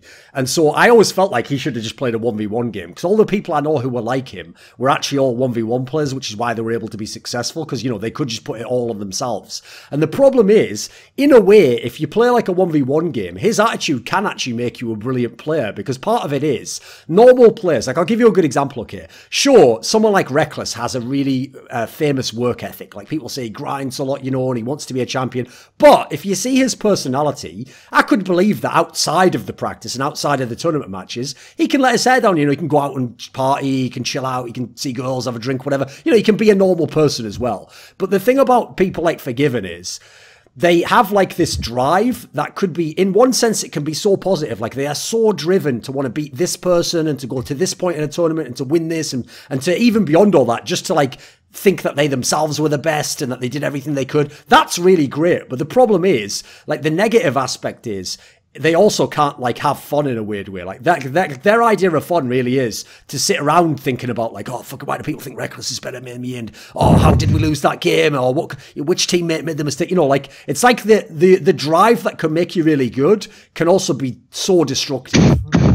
I mean, I think you kind of hit the nail on the head with that one. I think it's not really so much that he's not able to like have fun and stuff, but I think, yeah, he's so driven to like be the best and stuff that he kind of like wants to inspire that to others, and he kind of like did. Like, my work ethic, I think when he was there was, I think, the best I ever had, just because he was really insane, and I really wanted to like kind of be respected by him and not get like flamed. Not that like I couldn't like handle his flame, but I just wanted to be like in his eyes, to like kind of like make him proud in a way, just because I really respected him, even though he was like a toxic fuck and he would like flame people. But his work ethic was like really insane, and I think he just had issues kind of connecting, moving that on, passing that on to like everyone else in like a team environment, you know? Because I think, yeah, if he was like a solo player, like he would play like a fucking Smash or whatever, like any 1v1 game or like Quake or whatever, I think he would be really insane, just because of like his insane work ethic. But that's kind of like the problem when his strong personality comes into like a team environment, because I feel like he just couldn't adapt to like being a team player, in the sense that, you know, he needs to kind of transpire that work ethic into like us as his teammates in like a constructive way. Because, yeah, as I said, like every time he got mad, he had a really good reason to, and that's just because he was so motivated to get better and just improve the team, but he just didn't know how to get that point across. But honestly, if you'd ask me if I wanted to play again with him after that whole year, I would still say yes. Why would you say yes? Because he was just so fucking good, and like, you know, like, even though he would like cause a lot of stress, and I would probably hate myself after like 3 months of like saying yes to playing with him, and I would just I would be like stressed out of my mind. I don't know, it's still like a challenge, and I feel like it's always worth it, just because he's so good, and if the meta is good and he maybe like fixes some of his issues, that's kind of like the biggest coin flip. If he fixes some issues with his like champion pool or the way he wants to play and all of that, it's worth it, because like I can deal with like, you know, the the bullshit he's like kind of like spewing around and just kind of like bashing people, because it always makes sense, you know. He's not like mindless that he just flames people for the sake of flaming. Because like whenever he would flame people, I would just think to myself, I'd be like he's right, but he's saying it in a really fucked up way that kind of like triggers everyone. Yeah. But he's right. Like I understand him. Like we kind of like see eye to eye on that, you know. Like I think in my whole year with him, I didn't really have like any episodes where he like flamed me or like hated me. I think like out of all the guys, I was the one he kind of like saw eye to eye with the most, just because I was like actively trying to like understand him and not piss him off and kind of like be his like equal, that he kind of like appreciated that, I guess. And I don't know, like I would still want to go back to that. I would probably feel miserable for a whole fucking year and be stressed out of my mind, but I don't know, it's always like a challenge, and I always like, I don't know, I feel like he can do more than he did so far, but I'm not, it's up to him to be like willing to do more, you know. So there was obviously this scenario, as I alluded to before, where this isn't the end of the story, because what happened is you guys brought in Freeze, who, you know, he'd been a solid player in the LCS. He'd been pretty good. Obviously, famously, he had the rep that like you always followed Febiven, because everyone used to think like, well, he's sort of almost as good as Febiven, but not toxic. So that was like the joke, that how he always got in all these teams. And it's kind of true to some degree. I know him as well.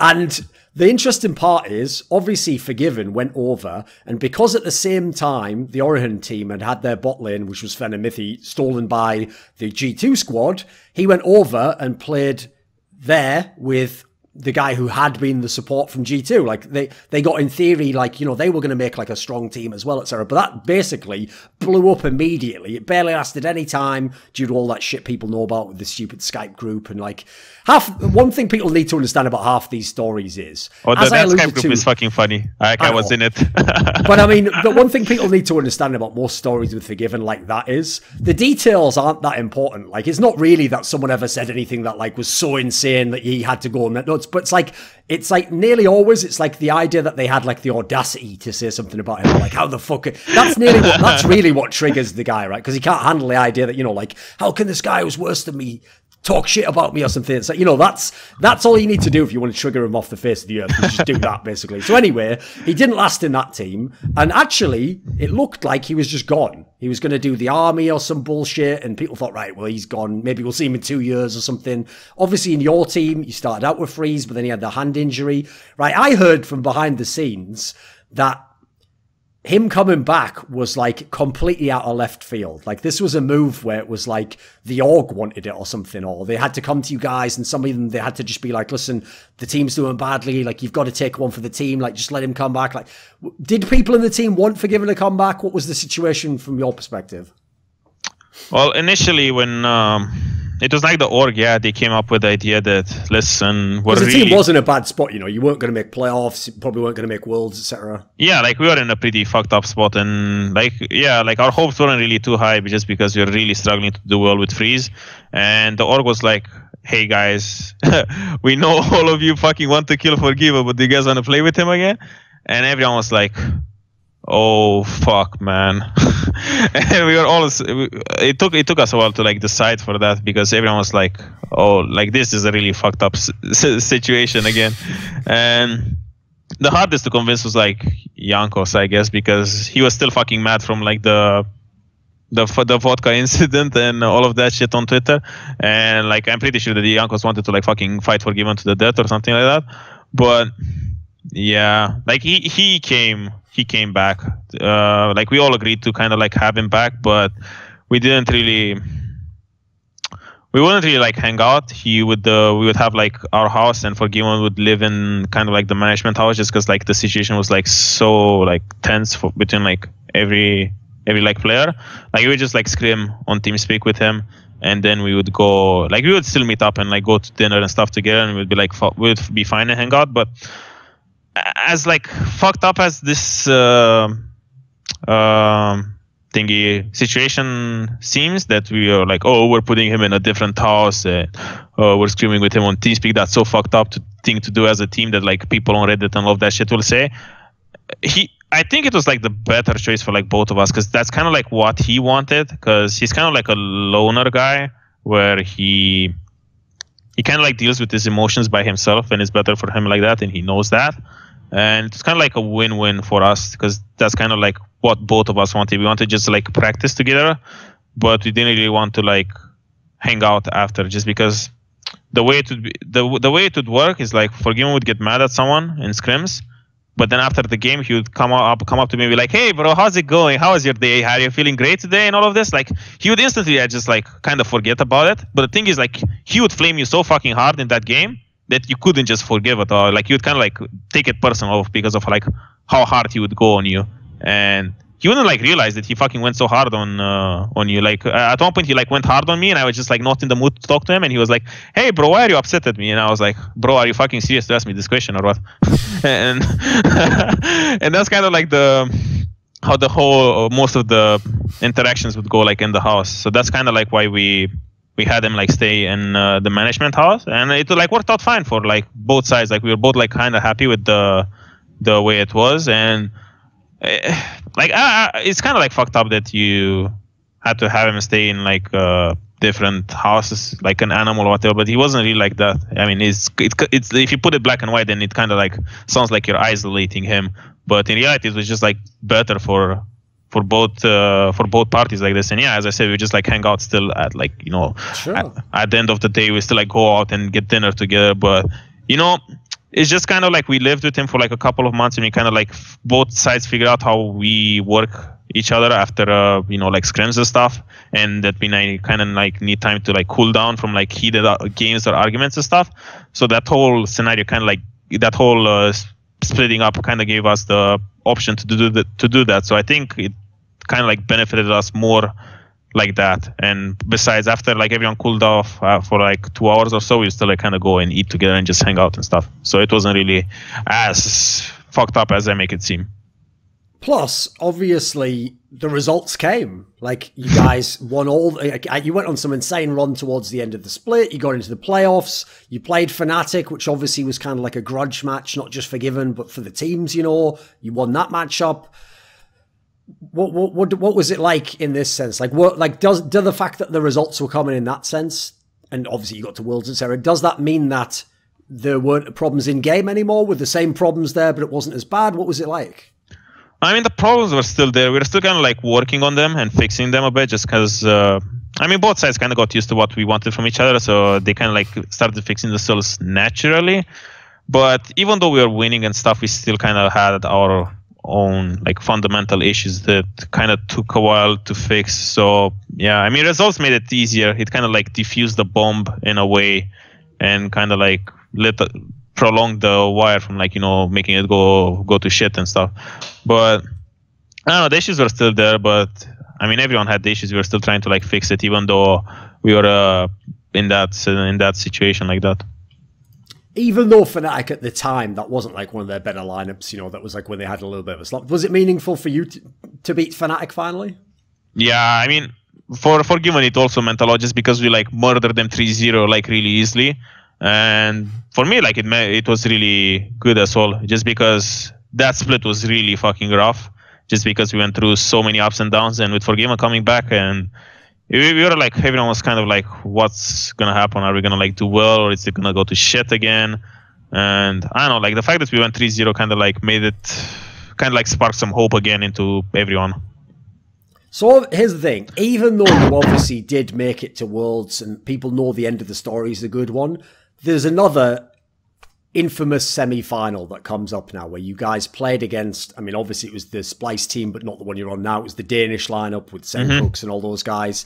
And this was the series where you got lost 3-2 again, but this was the one where people might remember the last 3 games had this now infamous Odoamne matchup where you kept taking Gangplank into Nar over and over again. And here's the thing, right? I've asked you about this on Narrative Wake before, and you've given us some thoughts on it, right? Yes, in some of those first, I think maybe the first game you did it, it sort of worked, you know, you were doing all right, even though it was a losing matchup, and it wasn't really like your fault necessarily, you lost the game. In some of the other ones, okay, he was kind of, I mean, most people thought he was the best player in the series, Wonder, the other guy on the other side of the matchup, right? I believe before when you explained it, like, some people assumed from the outside, like, right, this is Prolly. Prolly's just said, like, right, just keep doing it, you know, don't worry, like, it'll work, just stick with this. Because it sounds almost like something a coach would do, but you alluded to the idea that, like, you wanted to do this matchup. You thought it could work, and somehow, you know, if you took the bad matchup here, it would give a good matchup elsewhere. Like, give us some kind of your perspective on what was the theory going into this, and, like, were the reasons sound at the time? Do you look back now and think, I should have done it differently? Could it have worked? I mean, if I think back at it, maybe if we had just taken Nar, you know, or just take Nar out of the picture, then the seeds would have been different, because I feel like he was performing really well on Nar, but not so much on like other stuff. And I think he played like 5 games of Nar, and that was kind of like his only champion for that series. But I mean, looking back at it, maybe like, yeah, if he played draft differently and just get a different matchup for top, it would be different. But I mean, I still don't know. Like, I think the GP Nar matchup was fine. Like, I was winning for like most of the game, and then at one point you just get outskilled to shit. But it's just I get put in like, you know, like my pick is more like of a supportive thing where you just have to use my ulti to kind of make plays happen on the other side of the map. And yeah, if I don't want to make it sound like I'm bashing my teammates, but if I'm being put on like a pick that relies on other people to do stuff for me, and we don't do anything with other people, then of course I'm gonna look like shit when legit Wander's pick is designed to just win side lane, and that's the only thing he does. So like, just put them together. Like, his pick is to win side lane, and my pick is to do something else on the other side of the map, but we're not doing anything on the other side of the map. So of course it's gonna go to shit and look super awful. But yeah, I mean, the only thing I can like think back and bash myself for was maybe, you know, if I was more decisive into asking for a different matchup or whatever. But again, like that series, I don't feel like my matchup was like an issue at all, or like I was the losing the losing link for that one. I just feel like we weren't, like, I was like on the typical one of those picks that I just get left alone to scale, and I play super low econ, and you just need to fucking force on the other side of the map. Because I remember when I was playing GP into Nar against Splice, like, enemy jungler was like top side to like 24/7, but we weren't really like doing much. So I was still doing kind of like my low econ job, but then I get bashed for losing when I'm fucking playing low econ again. So that's kind of like, I don't know, like that's a scenario that like repeated a lot in my career, and I'm kind of like cursed by it, I guess. The only thing I could just I don't know, tell myself is just that I maybe should have been more decisive and just ask for something else, or just play something that has like more pressure on like side, and like just take the Nar for myself and just take over the game or something like that. I don't know. Are you a player where is that just something you don't do in your career? You don't tell the coach, okay, give me something different, or I want this particular pick? I guess I used to do that, up until this year, and I think that was like one of the issues why my career didn't go like on the constant upswing, just because I kind of got molded into being this ultimate team player where I play low econ and I just pick whatever is best for the team. And it's not like I don't have the balls to just go out of my comfort zone and say, okay, let's do this instead, pick me this, I want to do this. But it's just like, if in practice I'm always playing low econ and this works really well for us, I'm not sure what in the fucking game 5 situation, what's better to do. Do I just fucking man up and just do something that's kind of like out of everyone's comfort zone? Or do I just bank on everyone playing kind of like the same style that we're used to playing in scrims, but we just try to execute it better? And that's kind of like that's kind of like the biggest criticism I have for like my career so far, that I wasn't like willing to, take a huge risk and be like more demanding with the shit I want to play, just because I kind of embrace my role to just be kind of like a team player and just fit in with what everything needs. Even though like I feel like I have the talent and skill to just kind of like back it up and just play like a carry or like a leading role or whatever. It's just like over my career for like 4 years now, I always been put in this situation. So I just never kind of like swayed away from it. And that's kind of like my biggest regret, I guess. Well, like you say, I mean, in terms of being a teammate, and like, put it this way, if someone else, as you say, who got the picks and who got the resources where you didn't, had carried the game, then you would win the game still. So, I mean, I would say this, there's a good reason why a lot of your teammates have always cited you as one of the favourite players to play with, always respected you, etc. But this is the question I have, is if you know that, if you know, like, right, I kind of did my job here and we lost the game, or I did my job and people are going to flame me because people didn't do anything else, you know? You were never a guy who got mad at that or got frustrated at teammates? I mean, it's kind of like goes both ways, because I kind of like be mad at myself because, like, you know, even though I get put in this scenario where like I play low econ and I don't get a lot of help, and maybe like, you know, I'm not like the most influential guy in the team in like those scenarios in the game, my first thought is still like I could have like done more.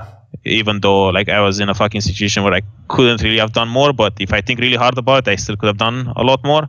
But it's not like I blamed my teammates for like fucking it up, because I don't know, I feel like that's just fucked up, and like you lose as a team and whatever. Like I mean, I can bring it up that like, yeah, you fucked up this. For example, in the series with GP, at one point it was kind of brought up that like, you know, my ult was never used by others, even though they were making plays, like they would never like call for it. But on the other side, someone could argue, just be like, oh, but you could have called more yourself. And it's always like the story, you know. But I don't know, mostly I think over my career I was the one kind of getting flamed the most for, you know, not doing good enough. Even in H2k when I was like playing low econ, yeah, I feel like might be a bit like selfish to say, but I feel like even though I was playing like low econ, I was still the one getting like bashed the most, even though other people could have done like way more than me. But it's just because I kind of have this like personality that I would like contest every point you say, and like I would like fight you if I feel like you're wrong, that I always got like ended up getting bashed for it. And yeah, others didn't really. So I was kind of like the main target of like every criticism, I feel like, in every series that like we kind of like lost. So when you got to go to Worlds, and obviously you'd been the last year, but as we described, you know, that was more like first experience, and you come in as underdogs, and then you get all these big names in your groups. You know, there's no expectations that you have to go far, you have to accomplish something. When the team got to Worlds, if when you were in Europe, you had this weird scenario where like Febiven's sort of off in another house, he just plays online with you, and it's like a good sort of way to separate out the potential for like arguments and stuff, but at the same time have the games actually take place. What was it like in Korea? Like boot camping, staying there? Like, actually, wait a second, this wasn't in Korea, it was in China or something, wasn't it? Where was 2016 Worlds? It was in the US, but we still like boot camped. Yes. We still boot camped in Korea. Right, so you did a Korean boot camp and then you went to the US, right? Yeah. Okay. What was the boot camp like for this one? Well, the thing is, since we made it to Worlds, we kind of like got over our issues, and we were like, okay, let's just give it one more try. I mean, there was still like, you know, there was still like tension between Jankos and Febiven, but they could like, it was at the point where it was like you could live with each other again, pretty much. And bootcamp went like okay. We'd like practice a lot, and everyone was like super motivated. But I don't know, like for the the bootcamp was like 5 weeks long, and I think for like 3 weeks it was fine. But then like that's kind of like the trend with Febiven. After like 4th week or like 5th week, for like not having no argument, there's like something that will like spark something up. And I think that bootcamp we had like one kind of like a fight over like some random shit, but it wasn't like too bad, you know. It wasn't as bad as the ones we had in Europe, because everyone was still kind of like on the same goal of like, you know, playing good at Worlds. Now that we're there, everyone kind of like wanted to prove it, you know, especially for Febiven, because he never made it to Worlds, and people were like always flaming him that, oh, he's not good, he's never gonna make Worlds. And he kind of like try-harded his most, you know, to be like a good teammate and stuff, and I respect him for that, just because, yeah, even though like we had that fight, it wasn't really like something major. It was still like there, and it was like pissed people off, but you could see that he was like super motivated to like try, you know, and he was like practicing for his life. And I don't know, all in all, I feel like the Korean bootcamp was like pretty good. It was like way better atmosphere than we had back in Europe, but everyone just wanted to like fucking win. Right, everyone knows the basic story of this group. So in the first week, you lost to H2k, who actually at the time wasn't supposed to be that good, even though they used to be, you know, the best LMS team. And you lost to EDG, who actually in theory were. on paper the best Chinese team at this point in time, and so because you went 1 and 2, you were going to have some kind of insane run the second week. Otherwise, you know, you might not get out of the group because HQ, you know, kind of has it in their hands if they want to get out. Yeah. Did the first week and having those losses, did that cause any problems? Did any kind of like, did the motivation die in the team? You know, like I still look back at it and I'm still thinking to myself, how the fuck did we go 4-0 in the second week? Because Jesus Christ, you know, legit the night before World started for us, like in second week, legit the night before, we just fucking had the biggest fight of our lives with like fucking 12 people in the room, like management, with the management, the fucking, some of the owners and like the guys, we legit had our fucking biggest argument for like 2 or 3 hours, and we were legit fucking boiling with anger at each other. We were legit ready to fight each other to the death. And I'm pretty sure at that point everyone just wanted to go fucking home because everyone was like so exhausted from like all the stress that was in that room.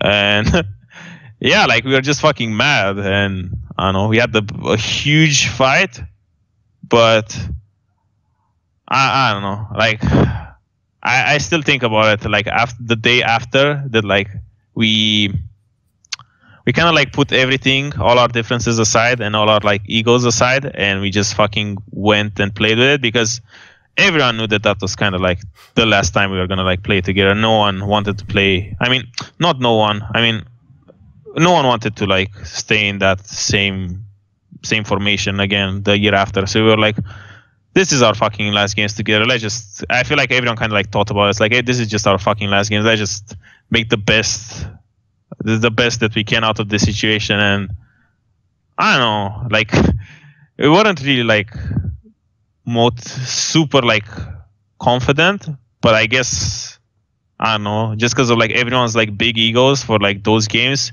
we didn't really want to like go out of fucking Worlds being like a shit team like that, especially when we got there. And yeah, even though we fucking hated each other and couldn't stand playing with each other, I feel like that kind of like, that fucking fight that we had the night before kind of just like fueled everything up for like that insane comeback on like the next day. Because I'm not so sure that if we didn't have that fight, we would like have done so well, just because, I don't know, it just kind of motivated everyone to just fucking make everyone else shut up, including like the other teammates, you know, because we were just like fucking hating each other. So I don't know, like thinking back about it, like I'm fucking proud of them just because they managed to put all their differences aside, just because we couldn't do that for like the whole year, but we managed to do it for like that fucking insane day.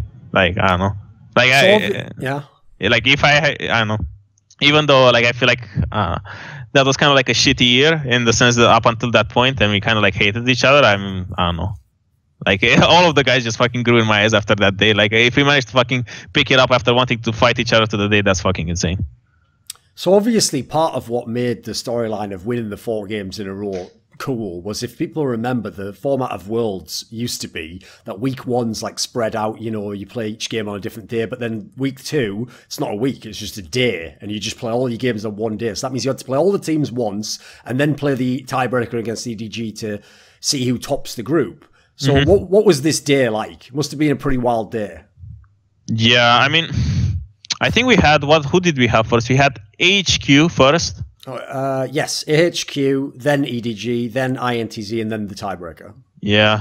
So, like, I think we had AHQ first, and I mean, we thought we can win. That we were still kind of like, even though we had the fight, we were still kind of like confident against AHQ, because I feel like we all felt like the first time they beat us was kind of like a fluke, and we kind of lost it just because we were too bad on that, and we just misplayed that game. But then we had EDG. And I know that's, I think, one of the games that was like the biggest hit or miss game, because I don't know, everyone was still kind of like pissed at each other, and we just kind of like wanted to just play the game and kind of get it over with. But I think once we won against EDG, and then we had INTZ, like once we won against EDG, everyone was like fucking super fucking confident and playing like balls to the wall pretty much. And I think, yeah, after that EDG game, we had INTZ, and we were like, okay, because like everyone was thinking that, you know, like INTZ was and us was exactly the same scenario as Alliance with Kaboom. Like, right, yes. Exactly the same scenario. It was exactly, but legit exactly the same scenario. Like if you look at the schedule and everything, it's exactly 100% the same scenario. I would be like, okay, let's not get fucking kaboomed. That was like the game I was like most scared. I was like, holy fuck! Like if we get kaboomed here, like everything is. I can't fucking take a breakdown from fucking losing to INTZ. But I don't know. I feel like after we won INTZ, there was no fucking way we lose the EDG because everyone was just like still fucking angry as fuck, and we just wanted to beat the shit out of them. And that's kind of like what happened, I guess. Right. I know a lot of people. Right. What's bizarre is supposedly when EDG was in China every year and they were like, you know, they were always winning LPL and being a really top team. Supposedly that mouse guy did like fine in China. It's only when he went to the Worlds that he got kind of like embarrassed or people said he was shit or whatever. You played against him a few times. What was he actually any decent? Did you wreck him? Was it easy? What was it like? I mean, I was murdering that guy every time I was playing against him. I mean, in the second week of groups, I think I was just like 150 CS ahead or like even 200 at one point. I mean, he was not great. He was kind of like bad, but I don't understand why, like, I mean, I don't know. He wasn't like the worst, but he was just like not good. I just don't understand why like people are like finding excuses that he was like a support main or whatever. Like if you look at him now, like he's on the fucking rank 1 team in China and people are still calling him a shit top laner, then why the fuck is he on like rank 1 team in China every year if he's so shit? I don't understand. Like people are just finding kind of like reasons to like downplay our performance just because I don't know, some random reason because of enemy top laner. But I don't know. Was like, EDG as a team good? I mean, their bot lane was good, and Clearo was like really hit or miss. But I feel like if you would have like good games, he could like carry. But he was kind of like inting against, like Jankos was kind of like wiping the floor with him, so he wasn't really doing that great. But if he would have like games where he would like have good early game and stuff, he would kind of like start snowballing. And I think who was playing? It was like Scout playing mid for EDG. And it was Pawn. Pawn? Yes. Oh, okay. Yeah, I mean, Pawn was still. They had both. I think they had both maybe, and they swapped them in and out or something, right? No, Wolf was on SKT. They had Scout. No, I mean, I think they had both of them. Like, yeah, they had Scout and Pawn. Yeah, to swap them in and out. Yeah, I think they like swapped them at one point, but I don't know. I think the EDG team was like pretty okay. If I think they were like worse than RNG, just because RNG had like monster roster. I feel like, but sure. EDG would just always beat them in best of fives for some weird reason. But I don't think they were like a bad team. I think they were like good team. I think they were like they were top 2 Chinese team, and I think they kind of like deserved to be there, and they had like good performances. People are just kind of like undervaluing our success just because everyone's just fucking hating. So obviously one of the biggest things that people always try to downplay about this run and the fact that you got top 4 is that obviously in the quarterfinals, because you finished first, and then shockingly that ANX team, who were the complete wild card, no one knew if they could do anything, came second out of that group that had G2 and had CLG, and you ended up drawing them in the quarterfinals.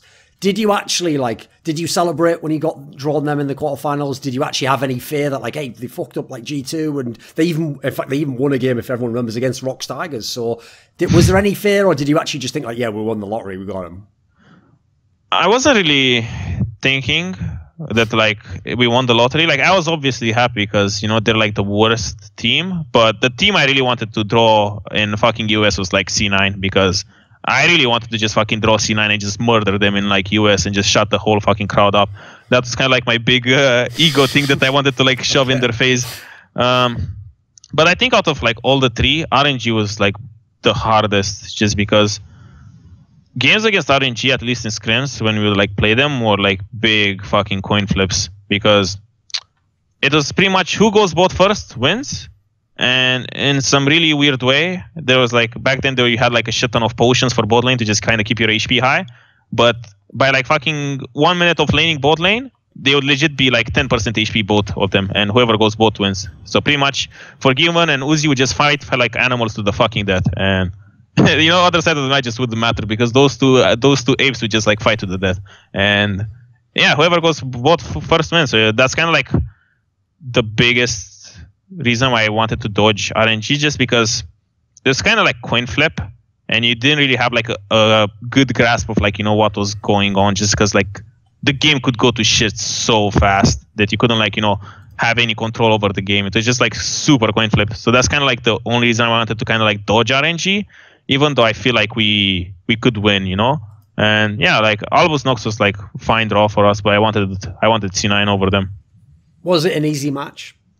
Albus Nox was pretty easy. Like all you had to do is just ban Poppy for top because they were just playing Poppy and Evia like their weird combo.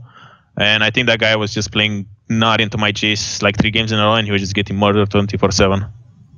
So I mean, it wasn't really that hard. Like we would like snowball super clean. I think game 3 was kind of like iffy because we were snowballing early, and then we were like, okay, this game is free win, and we got a bit ahead of ourselves, and we started dropping the ball a bit, and it got like risky towards the end. But I don't know. All in all, I feel like Albus Nox was a pretty easy series just because they had, you know, like only one strat pretty much that you would like play all the time, and yeah, you just kind of like ban out their strat and that's it. But I don't know, like people are saying that we lucked out just because we got Albus Nox, but we had to fucking go 4-0 and get first in our group to get Albus Nox, while fucking NA, they don't even get out of groups with Cloud9 only on like second spot and stuff. So I don't know, like yeah, you could say we would get super lucky, you know, if you get second spot. Like imagine we got second in our group and Albus Nox somehow ends up first, and then we get Albus Nox. Then you can say we were fucking lucky to get them, and we didn't deserve to go semis, you know. But I don't know. I feel like out of all the matchups in the quarters, all of them were winnable if you would draw them, and we deserve to get Albus Nox or like any easy. Like that's the whole point. If you get first, you're supposed to get an easier matchup. Sure. So yeah, like that's the whole point. So, and I feel like we kind of like deserved it. Yeah, maybe if we would have gotten like Cloud9, you know, and it would have been like maybe a closer series or something, people would say that we like deserved it more. But all in all, like Albus Nox still kind of murder people. Like didn't they like go 2-0 against CLG and shit? And then people talk to me. Yeah, and then they come to me and they tell me that we didn't deserve to go to semis because we got Albus Nox when Albus Nox shit on their whole NA dreams. So in the semi-finals, you played against Samsung Galaxy, which was the exact same lineup that obviously almost won this Worlds. The next Worlds they came back, they actually did win last year. So we now know this team's actually really good. At the time, you know, people still didn't know what to make of them. You know, they'd come into Worlds as like the third Korean team. A bunch of their players, you know, weren't like huge names or anything. Did you actually think that you could win this semi-finals? Because here's the thing, I've never heard Febiven ever tell me that he didn't think he could win a game, just because in his brain, you know, like if everyone plays properly, he's just supposed to carry every game. That's just his way his brain works. But I will say this is one of the only times he didn't say like, yeah, we can win. He was just like we'll see how the matchup goes or something. You know, that was like the closest he came to like being like maybe questionable. Was it at all intimidating to play them? I think it wasn't really intimidating to play them. It was just maybe intimidating that you're like in semifinals and you're so deep into the tournament that you can have like an amazing run, or you can just end it there. It wasn't really like the opponent that was like scary. Like out of the 3 Korean teams, I think our biggest chance of win was against Rocks, because in that tournament, I think at Worlds we even had like a positive win rate against Rocks most of the time. Like we were winning most of our games against them. We were getting murdered by SKT. Like I think if we had SKT in semis, then it was easy 3-0 for them, just because I know SKT at Worlds was like really insane. We scrimmed them, I think, like 25 games and we won 2 and lost 23. Like they were just that good. No matter what you do, they would just be so much better than you. So I mean, people can say I have like a loser's mentality or whatever, but that's just facts. Like they were just so good compared to us that it's kind of hard to like, you know, keep a positive mindset when they're just murdering you so hard, you know. I mean, maybe in a best of 5 on stage it would be like different or whatever, but I don't know. With Samsung, I felt like we could win, even though we had no idea. Like we never scrimmed them at that Worlds. But from watching their games and stuff, I think the series was like winnable. And I think we like first game, I think that series was one of those confidence series where some of the guys, we lost first game and then they just kind of like started collapsing a bit, just because early game in the first game went super well. Jankos was kind of like taking over the game a bit, and then Ryu somehow dies to like 3 ganks from like Nidalee when they have like legit 0 CC. He just walks into spears and dies. And I think from that point on, people kind of like lost their confidence, just because our early game was going so well. Like top and bot were winning pretty hard. and we were like kind of set to have a good game.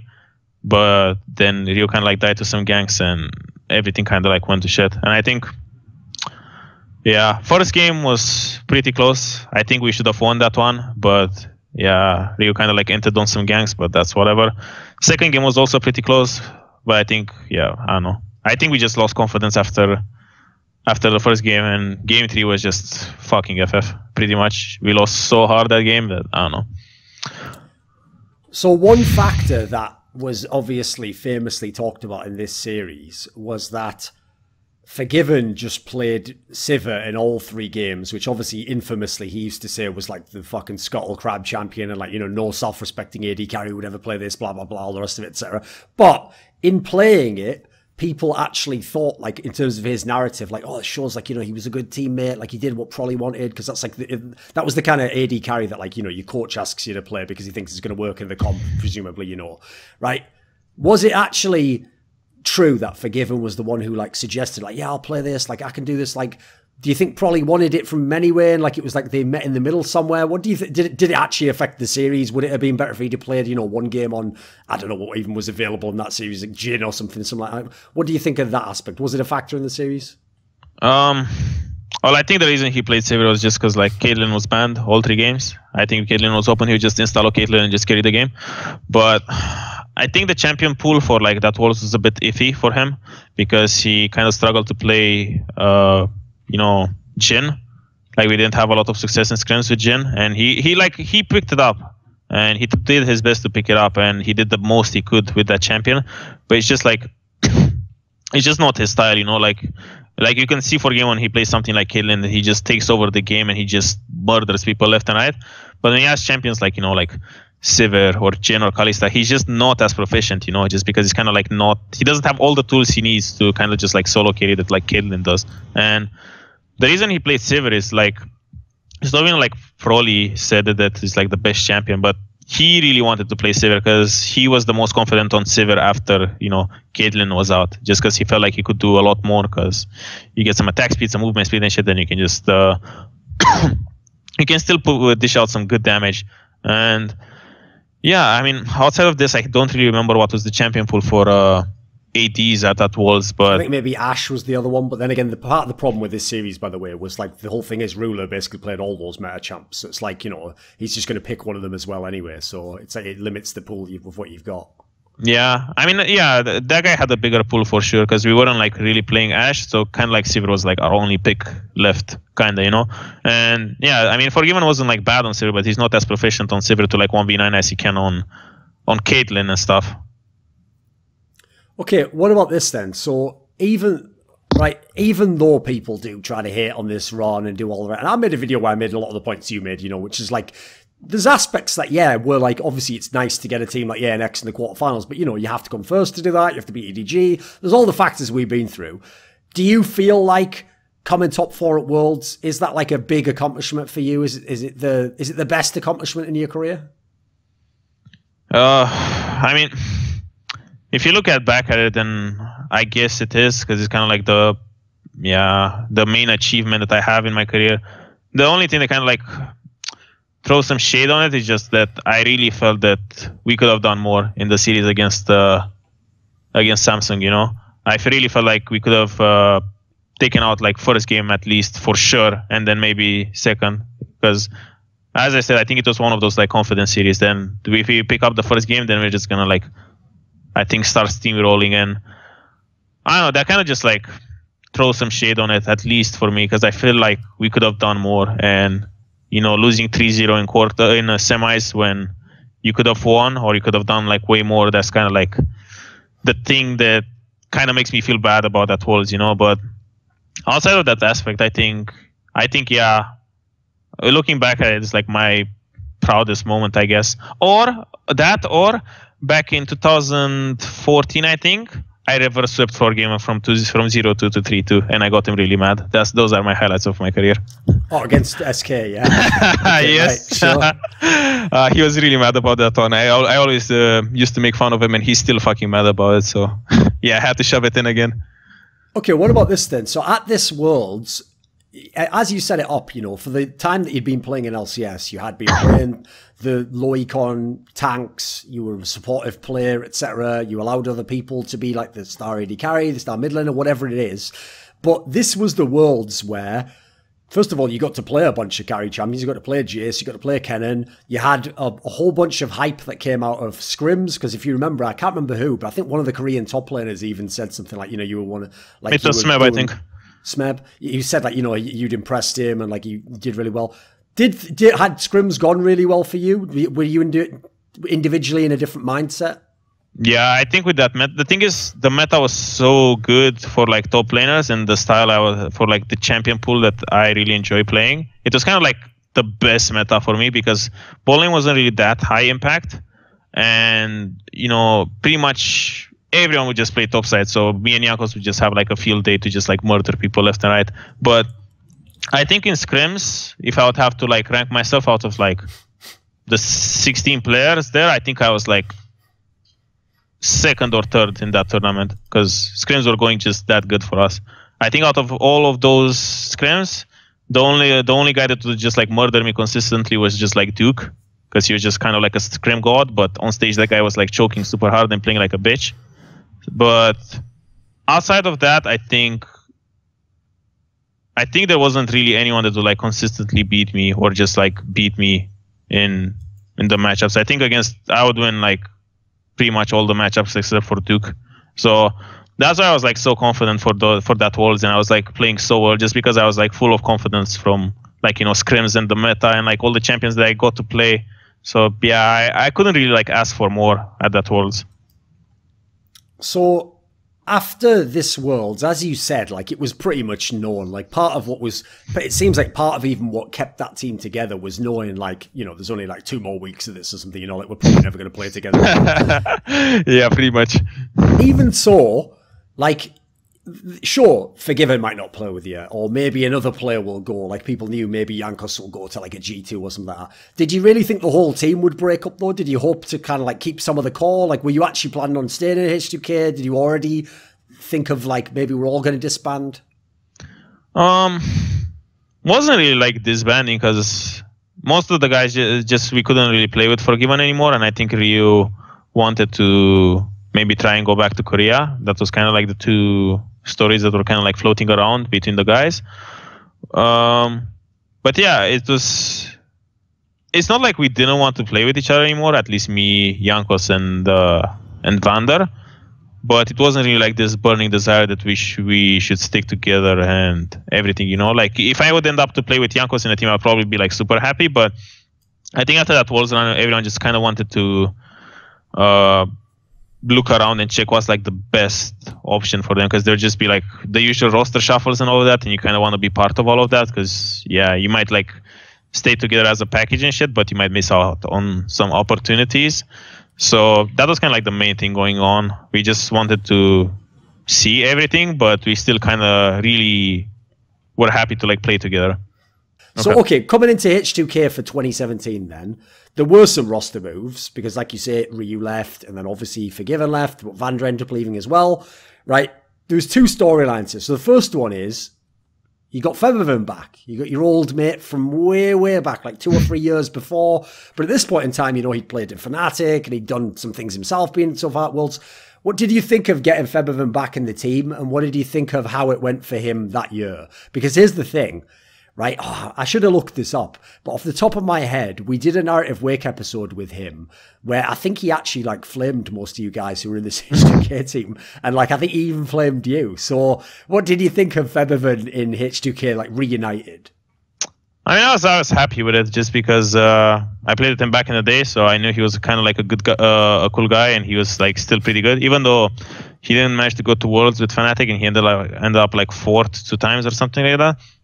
I was still pretty like hyped to play with him just because like Ryu was gone, and I feel like out of the mid lane talent in Europe, there was kind of no one really better than him. It was like Perks, but Perks was like in G2, and Perks and Febiven's levels are like quite similar.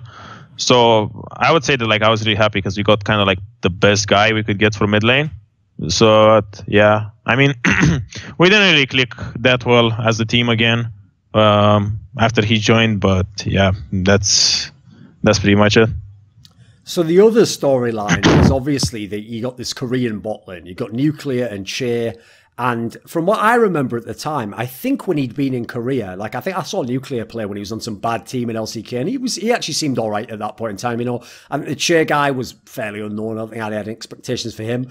But the hype around this lineup was supposedly that it was like Prolly who'd like requested these players, you know, like give me a bot lane that can all communicate, and you know, well, that's all I need or whatever, you know. Right? The thing that people forget is, in the regular parts of the split, this team was doing fine in both the splits. Like, you were winning most of your games, you were one of the better teams. Part of the problem is, though, you always kept playing the Fnatic team over and over again, and they kept winning all the series. So what did you think of this bot lane, and what was this particular edition of H2k like? I mean, yeah, we ended up with like Nuclear and Che. We mostly wanted like a Korean bot lane just because there was just no EU talent to kind of back it up. It's not like we were picky and really wanted Koreans. Like if we had good Europeans, like say we had Sven and Mitty or something, we would get them like instantly, you know, over like any Korean. But there was just like kind of no one to get, so we had to settle for some Koreans. And like the really good Koreans that we wanted, I can't even remember who they were back then. We had to kind of end up with Nuclear and Che, which is not a bad duo at all. I mean, they were good for a while, but at least Che, his mentality was like, as soon as, like this, imagine this guy, like this guy is just like a random guy in Korea playing in like some team, and he's getting whipped 24/7 by his coach and like other like 6 coaches. He's getting whipped, gets no break, keeps getting whipped to play more and more solo queue and scrims. And then he comes in Europe. He doesn't get whipped anymore for like his whole year. And what does he get from this? He's like, oh, well, I guess I'm chilling on my vacation here. And I don't know, like that guy was just the typical like Korean troll that he's just chilling in like Diamond 2. I mean, he was really insane in LCS, but this guy would not give a shit about solo queue. He would just like sit on his PC and just watch Korean streams 24/7. Are you a guy who cares about that? Because that's actually something else that I notice. Some players don't care, but that's one of the things that always used to trigger Febiven as well. If any teammate was like doing badly and he knew they were in like Masters, he'd go fucking mad, you know. Yeah, I mean, like, do you think it's important someone has to at least like seem like they're putting the effort in? Yeah, I mean, because I mean, I understand Forgiven, and I kind of like care about that in the sense that, say that, I don't know, I grinded my life away, or like, you know, I feel like I'm at a good level, and I feel like it's better for like my mental health to just kind of like chill a bit more than just play solo queue. Like instead of playing like 5 hours of solo queue, say I play like 3 hours of solo queue, and the other 2 hours I'll just like chill to kind of like keep my mental like in a good spot. So okay, kind of like keep my decision, my mind clear, my decision making good and stuff, because I feel like I'm at a really good level, and all I have to do is just kind of like conserve it and not get like tilted or random shit like that. Then I can maybe like chill a bit, you know. But if I feel like I'm in the spot where I'm underperforming or whatever, and I'm just gonna grind like 20 hours of League a day, you know. And I feel like that wasn't really the case with that guy. I feel like he was good, but he didn't really like care, you know. Because like, for example, say Forgiven would look at me, you know, and he would see that like maybe instead of 5 hours I'm playing like 3 hours League, and 2 hours I'm doing like something else. He would still see that like I care, you know. Like if I would have a bad game or whatever, I would put the effort into like getting better, you know. But with that guy, like with Che, like that guy legit wouldn't really give a shit about anything, you know. He would just like do his own routine and just watch streams 24/7 and just troll in solo queue and all of this. And yeah, I mean, if to me some guy gives me the feeling that he cares. Like the thing is, at least me, I'm like 23 now. I'm not like a kid. I'm not 18 anymore. Like you know, if I have like a shit performance or like I have a shit period of time where I'm playing really bad, I'm gonna do something about it, because I don't want my career to go to shit and all of that. So like I can take care of it, you know, to kind of get back on a good level. But if I get the feeling from another guy that he just doesn't care and he's just like watching streams 24/7 and he doesn't really care about his performance, that's kind of like when I get triggered, you know.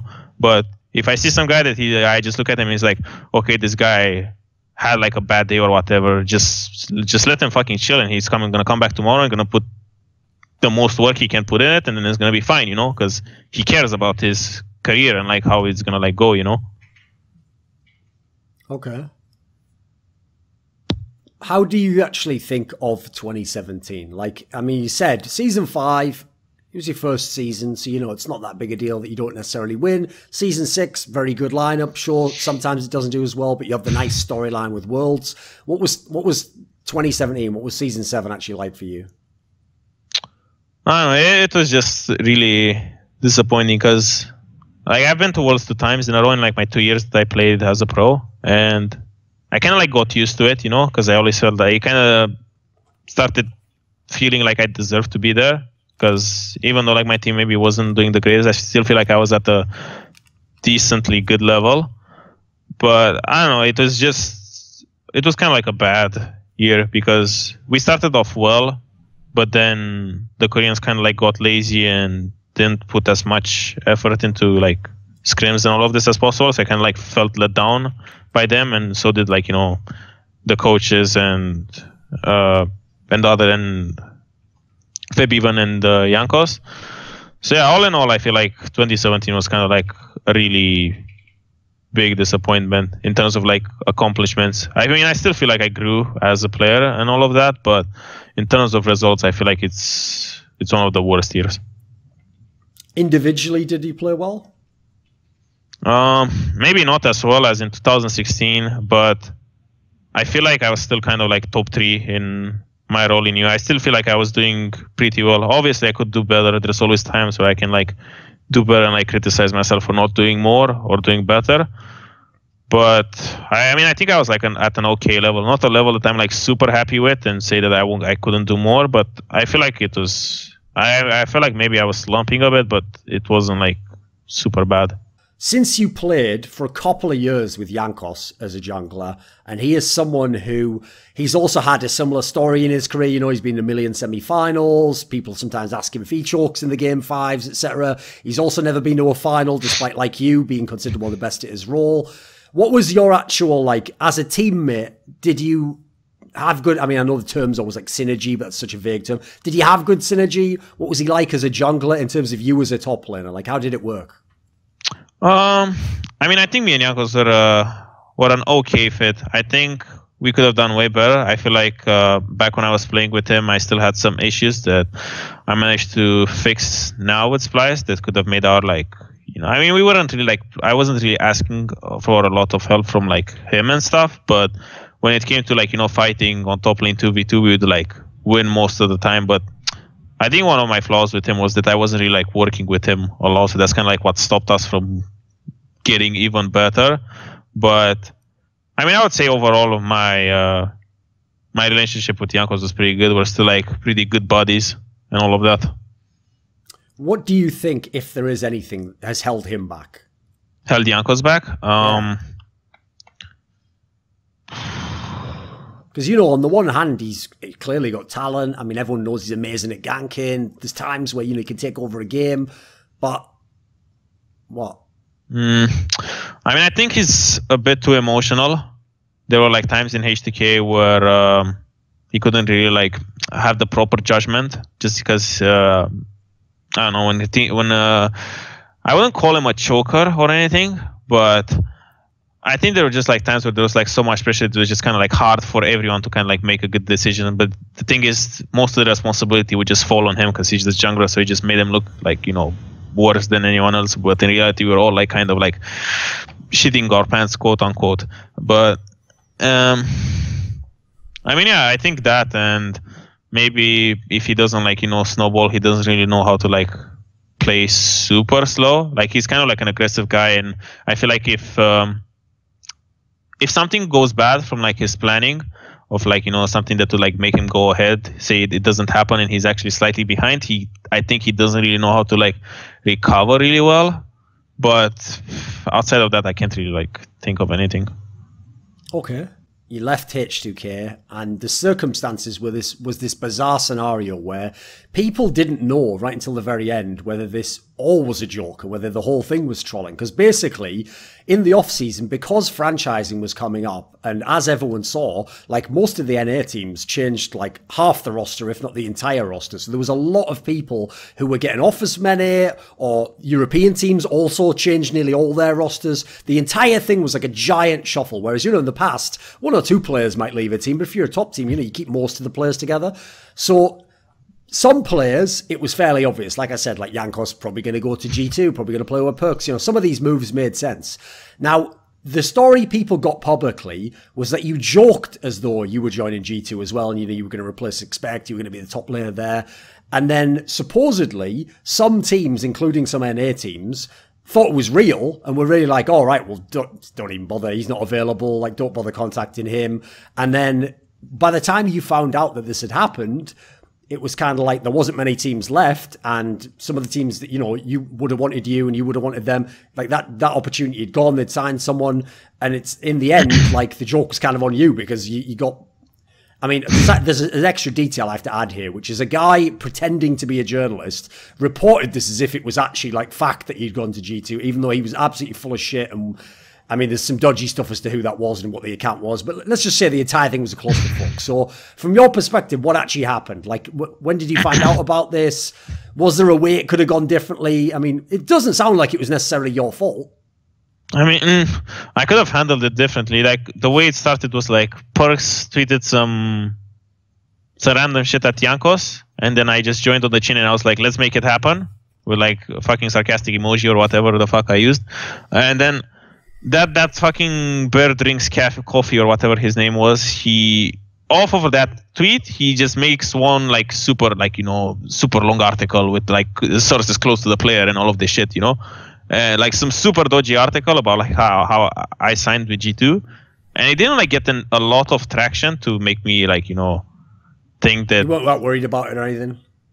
Not really, because there just like wasn't enough traction to just make it seem like it was such a big deal, because it was like one of those like random Reddit threads where there's like 50 rumors and my name is on the rumor list, and I just thought that it's not really like a serious thing. Like, imagine if like Jacob Wolf said that, then it would be like super serious, but I don't know, it was just like some random rumor list, and I was there and I didn't really feel like it was that, like that serious.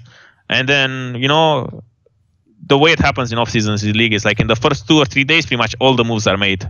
Because it's kind of like a race to get everyone that's like kind of like free. And what happened is like I'm waiting for like 2 days, and then I legit get no one that wants to talk to me. And then I get told that everyone thinks that I'm signed to G2, and at that point I'm like, okay, what the fuck? And then I had to go and tell like every org that I'm like still a free agent and all of this, and everyone would tell me, oh, we didn't know you were a free agent because else we wanted you for sure. And I was like, okay, what the fuck? This fucking sucks, And I mean, looking back at it, I could have just, I just didn't think it would be like that seriously taken, because I don't know, in my eyes, it's kind of like jokingly, not like the most obvious joke, but it's kind of like the stupid EU jokes that kind of like fly around in Twitter. Sure. And I mean, if I could do it different, then I would just say I should just say I'm free agent, or just like make a random tweet, or just say I don't know, just kind of clear it up in a way. But I don't know, just because of that article, it kind of like it kind of like made me lose the head start. Like those 2 or 3 days where like every roster move was being made, I kind of like missed on it. So like all the top teams just snatched whoever they wanted.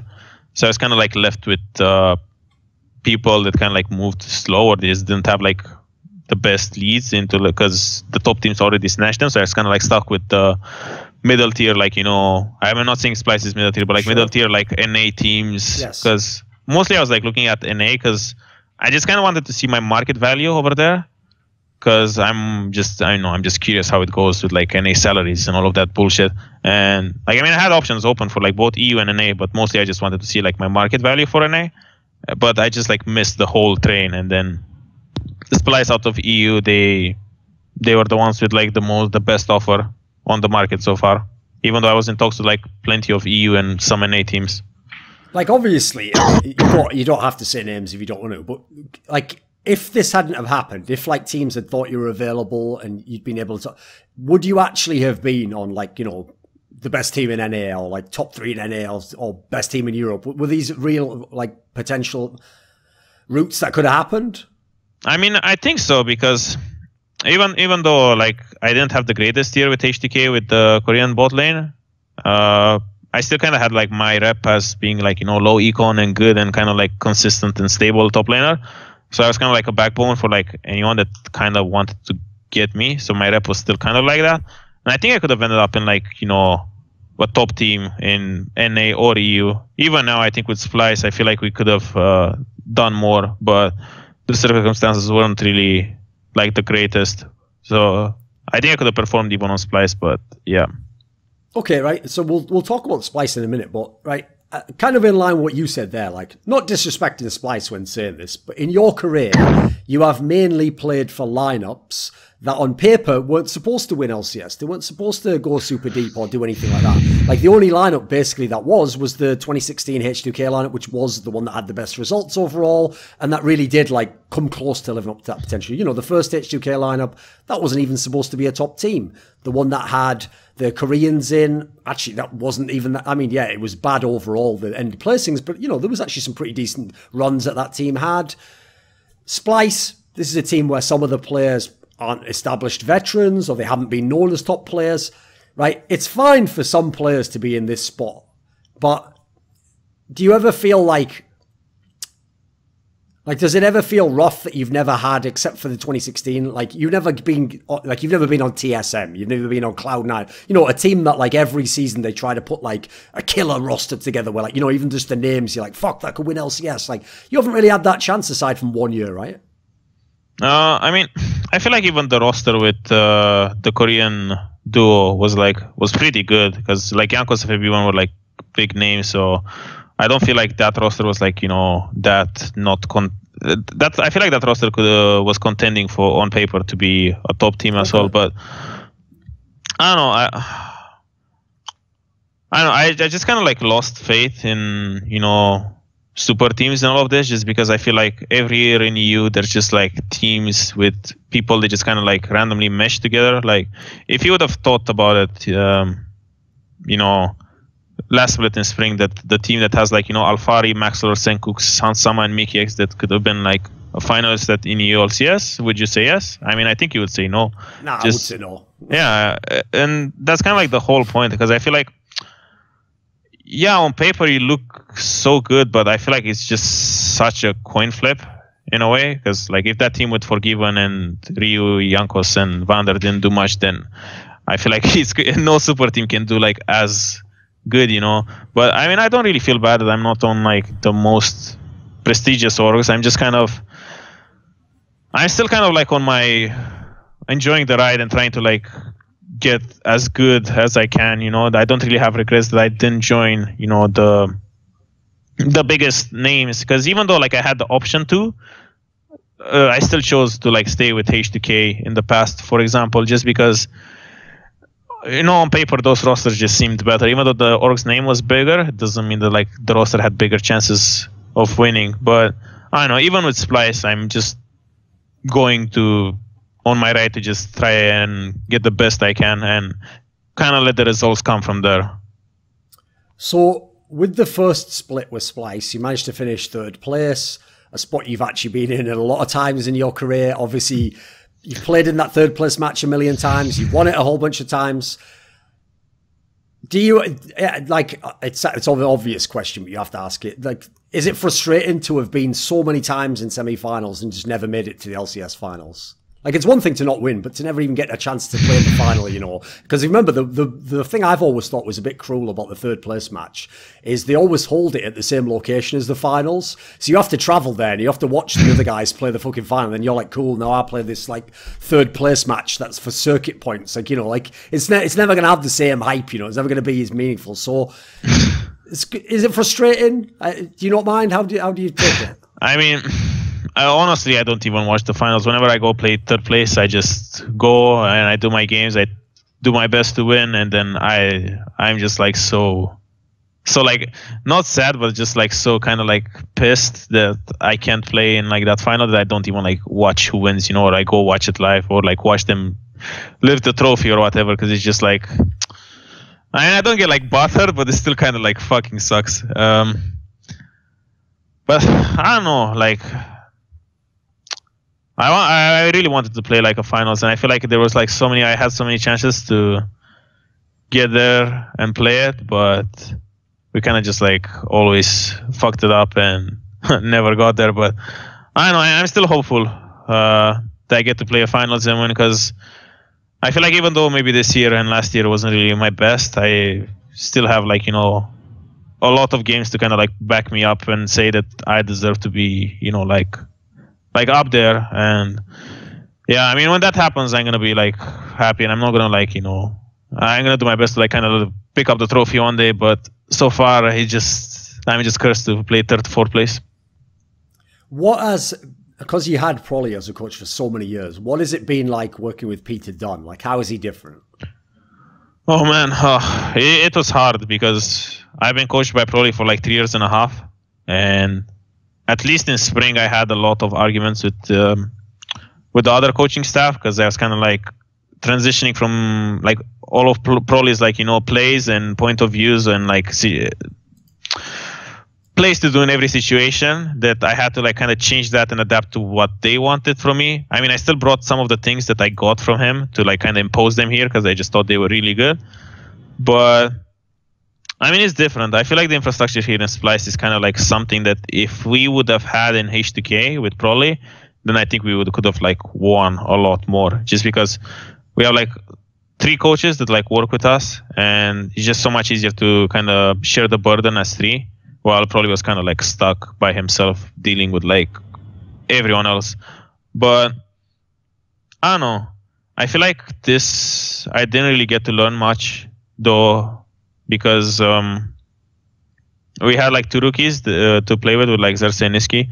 And I was like kind of like the veteran player that kind of like knew everything that kind of like needs to be done. Obviously I could know more, but I feel like our level as a team just wasn't like high enough to kind of put more pressure on me to get coached more and get better on that aspect. Maybe that's why I'm kind of like stagnating a bit this year, just because most of the focus on this Splice roster was to get Xerxes and Niski on like a really high level of like, you know, macro play and all of this, just because if you paid attention, I think our like first couple of weeks in spring, we were like inting really hard as a team, just because we didn't really know what to do on the map and stuff. And most of the focus for like the coaching staff was like all hands on deck to fix the mid jungle situation, to kind of get their experience up to know what they need to do.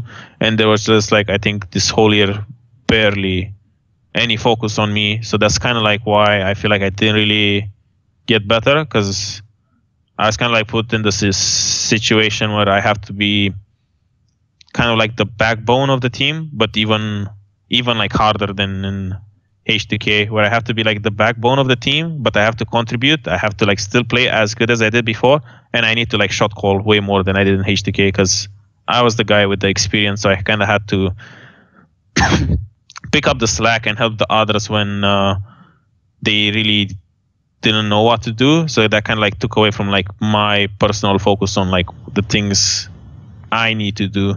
So I feel like that's one of the biggest issues I had this year, just because the coaching staff was like really good and they really helped me at times, but I feel like the focus was just like on the other, just because that was the only way to get the team to be competitive. Because even if I would get like all the coaching I wanted to get like to become like a star player or just like carry games, I feel like we would have been in a worse spot than we are right now if we didn't put all our energy and effort into like, you know, helping the guys. Okay.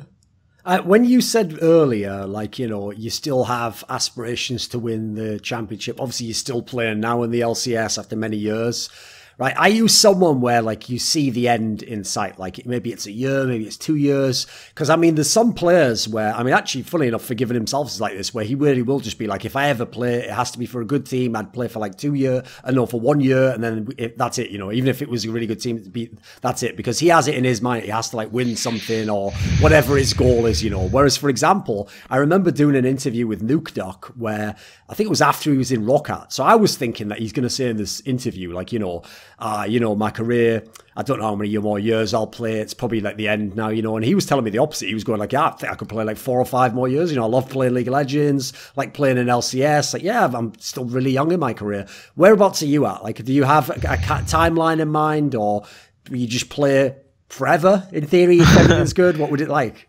Well,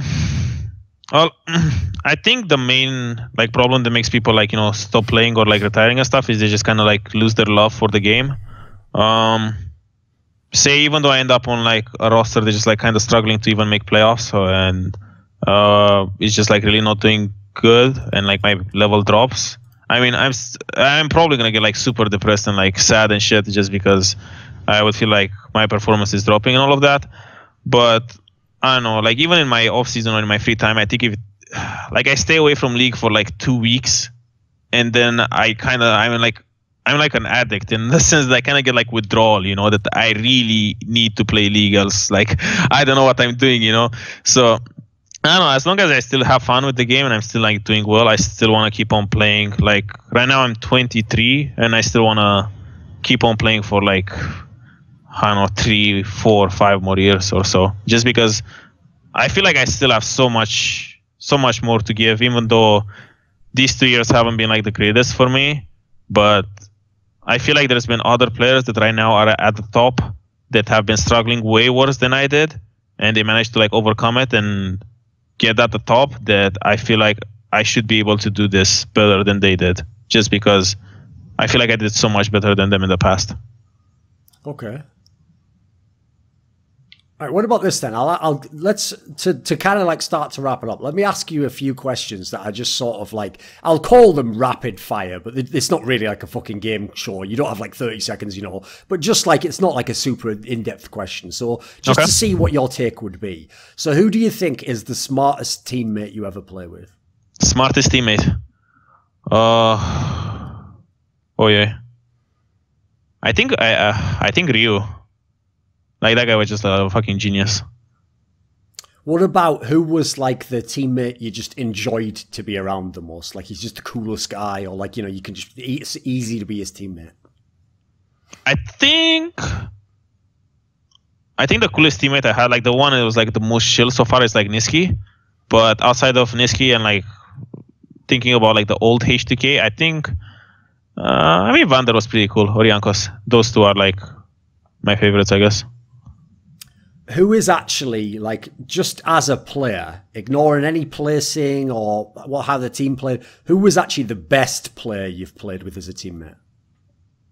I think Forgiven. Easy. Okay. And what about this one? Is there one player that you wish you could play with? Not like a ridiculous one, like I want Uzi Eye or fucking it has to be someone like reasonable. Is there like someone like, you know, maybe you could have played with this guy at one point in time, or you could have gone to history? Is there someone like you wanted to hook up with? One guy I would really want to play with, I guess, would be Perks or Reckless.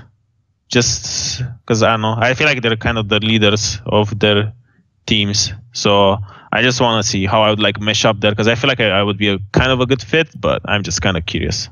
Right. At the end of this interview, do you have like a final message or someone you want to thank or say hello to? No. The only thing I have to say is like, I even said it before in the interview, but if the guys are watching from like fucking 2016 H2k that we went to Worlds, I'm just like, I'm proud of all of you guys. But I don't know, outside of that, I don't really have anything much. Multibesk. That was a good one. That the pronunciation wasn't that bad. This video was kindly supported by Dean Tanglis, Andreas Snazor Westerland, Gardner Wilson, Ollie J, Tobias Bernasconi, Nate DOGG, James Harding, Kyla Harris, Travis Greb, Daniel Yordanov, and as always, a special thanks goes out to Jerky's Minion. Would you like to suggest a topic or a guest for some of my upcoming content? Perhaps you want to ask me a question in my monthly AMA.